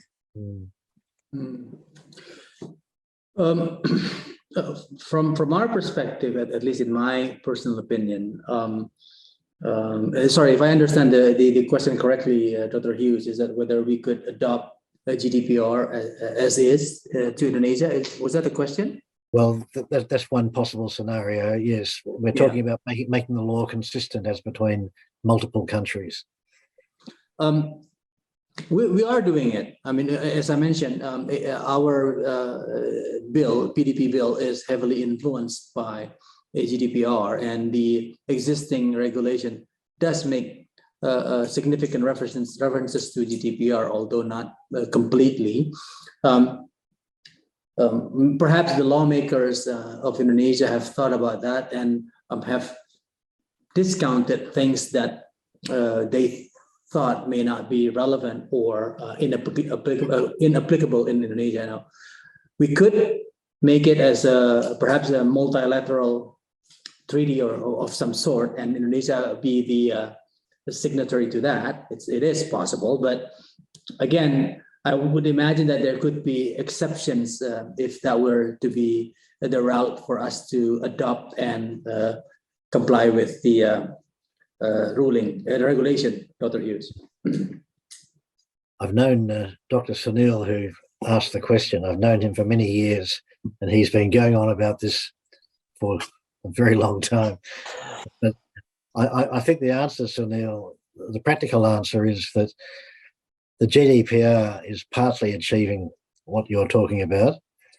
I think Mr. Mori was correct when he said that there's too many sort of nuances, differences between countries in Asia and Europe to make it a totally worldwide applicable law, but probably there are elements of the GDPR which can be applied in virtually all jurisdictions. And I think that's the inevitable outcome. Are you happy with that answer, Sunil? We're just about to run out of time, but anything you'd like to add? Yes, it will be a way forward. Yes, in future, let's see that how we can develop some transnational data protection law relevant to all countries in the world. Let's see that how to make our contribution from Asia. You can see that Dr. Sunil is he's a big picture man. Thank you. Thank you. We have run out of time. Can I just mention as a quick advertisement on the way out, a lot of people have stayed on this webinar from start to finish, which shows it's a very interesting topic. The topic is very interesting to people. There will be further discussion about this at the LAWASIA annual conference, which is taking place in Sydney, Australia, between the 18th and the 21st of November. We'd love you to come down and join in the conference as a whole and specifically participate in that session if you're interested. That, though, brings me to an end of session 2. I'd like to sincerely thank all of our speakers for their presentations. I thought each presentation was absolutely excellent. And I know that I, for one, have learnt a lot sitting here listening to it, and I'm sure that must apply to everyone in the audience as well. So thank you very much. And on that note, I'm going to hand us back now to the MC. Thank you. Thank you very much, Dr. Gordon. I have well understood the characteristic features of each jurisdictions. As Mr. Morris said, about Japanese data protection issue, it will be important to receive legal advice from the member of Tokyo Bar Association. Now, the time for this interesting webinar has passed so quickly. Finally, we'd like to move to closing remarks. This seminar is jointly held by LAWASIA and Tokyo Bar Association, so I'd like to invite Dr. Sanil Abhirani, Chairperson of Communications, Technology and Data Protection Committee of LAWASIA. Mr. Sanil, please give a closing remarks. Thank you very much. Thank you very much, all speakers, moderators, and especially the Tokyo Bar to organize this webinar. My special thanks go to all the participants. Now, today that we discussed the classification of data into private and personal information. It's label sensitive. It's essential as far as the level of privacy security relevant to data is concerned. And any civilized person on the earth feels that they must have confident individualism and reluctantly expose some information about him to the rest of the world. Take example, sexual behavior, suffering from disease, religious beliefs, etc. Where all speakers discuss this aspect. Under the development of, as far as the development of ICT sector is concerned, especially as far as the cloud computing, big data and artificial intelligence are concerned, the issues involved in the data protection become very complicated. As far as the technology is concerned, authentication systems, access control, cryptographic techniques, data alteration, whenever data is supplied to site, cookie filtering, anonymization, and dealing with only trusted parties are some precautions that a user can take with the support of technology to protect its privacy. The practical problem is how to declare the extent of technology support securing such personal data. The core issue here is how to decide the failure of the website vendors to provide necessary technical support protecting the customer's data. So that is why we also are up to date. We couldn't find any successful solution only using technology for this aspect. So that is why we can see now the data protection, privacy rights versus right to information at the moment in the world. So there shall be balanced process formulating privacy and data protection law, ensuring security of a country while it is necessary to build a democratic nation. All speakers discussed about GDPR. There are 7 principles under GDPR: the lawfulness, fairness, and transparency as the first principle we discussed, the purpose limitation, the data minimization, accuracy, storage limitation, integrity and confidentiality, especially security for their personal data, and the accountability. All these 7 principles discussed in a different way by all speakers that they have made their presentation today. It requires business to protect the personal data and privacy of European Union citizens for transactions that occur within EU member states, and non-compliance could cost companies clearly. Now, the first speaker, heading one Cynthia, our German speaker, explained the privacy of GDPR briefly and the advantages and reasons for reluctant to accept GDPR to some business organization. And Shahei Shibua of Japan and Maria Concepcion Simondekdok of the Philippines provided a very informative comparative analysis of data protection law in Japan and the Philippines with GDPR.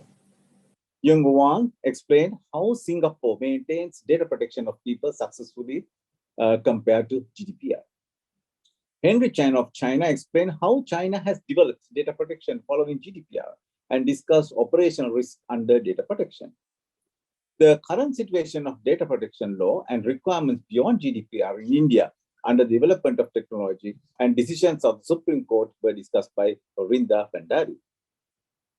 Jahan Setafigel of Indonesia explained the requirement to enact data protection law in Indonesia, adopting GDPR with case studies. Keita Mori of Japan explained the implementation mechanism of data protection in Japan.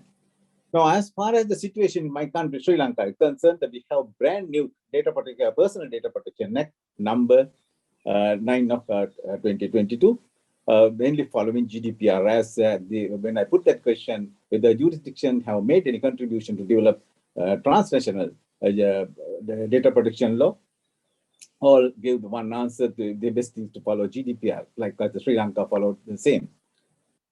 This is the situation why we can see different laws at the moment in Asian and Asia Pacific region due to political reasons, economic strengths, continuation of traditional agriculture, development of industries and technology, involvement in international trade, involvement in international politics of the countries. Likewise, there are so many reasons we can see that for different laws maintained by different jurisdictions. It is our vision to maintain uniformity among all countries, to maintain data protection and privacy policies in the world and the region.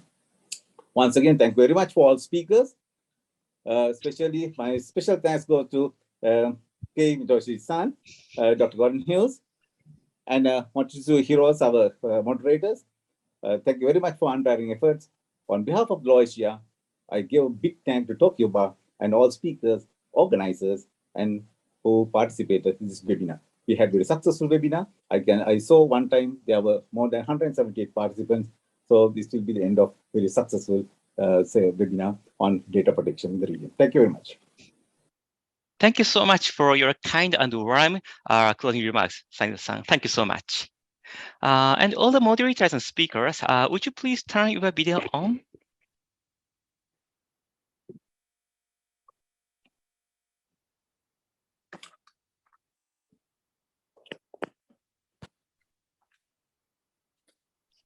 Okay, Henning-san, would you please turn your video on? Yes, I'm trying. Okay, Henning is here. Okay. Yeah, I can see it. It stopped. Okay. I'm not allowed to. I can do it. Okay, no problem. Okay, all the moderators and speakers, again, thank you so much for the great sessions. Also, thank you so much for all audiences joining today's webinar. I hope you all had a great time listening to our moderators and speakers. In closing this webinar, once again, I would like to express my deepest gratitude to all of you. Thank you so much. See you again. Thank you so much.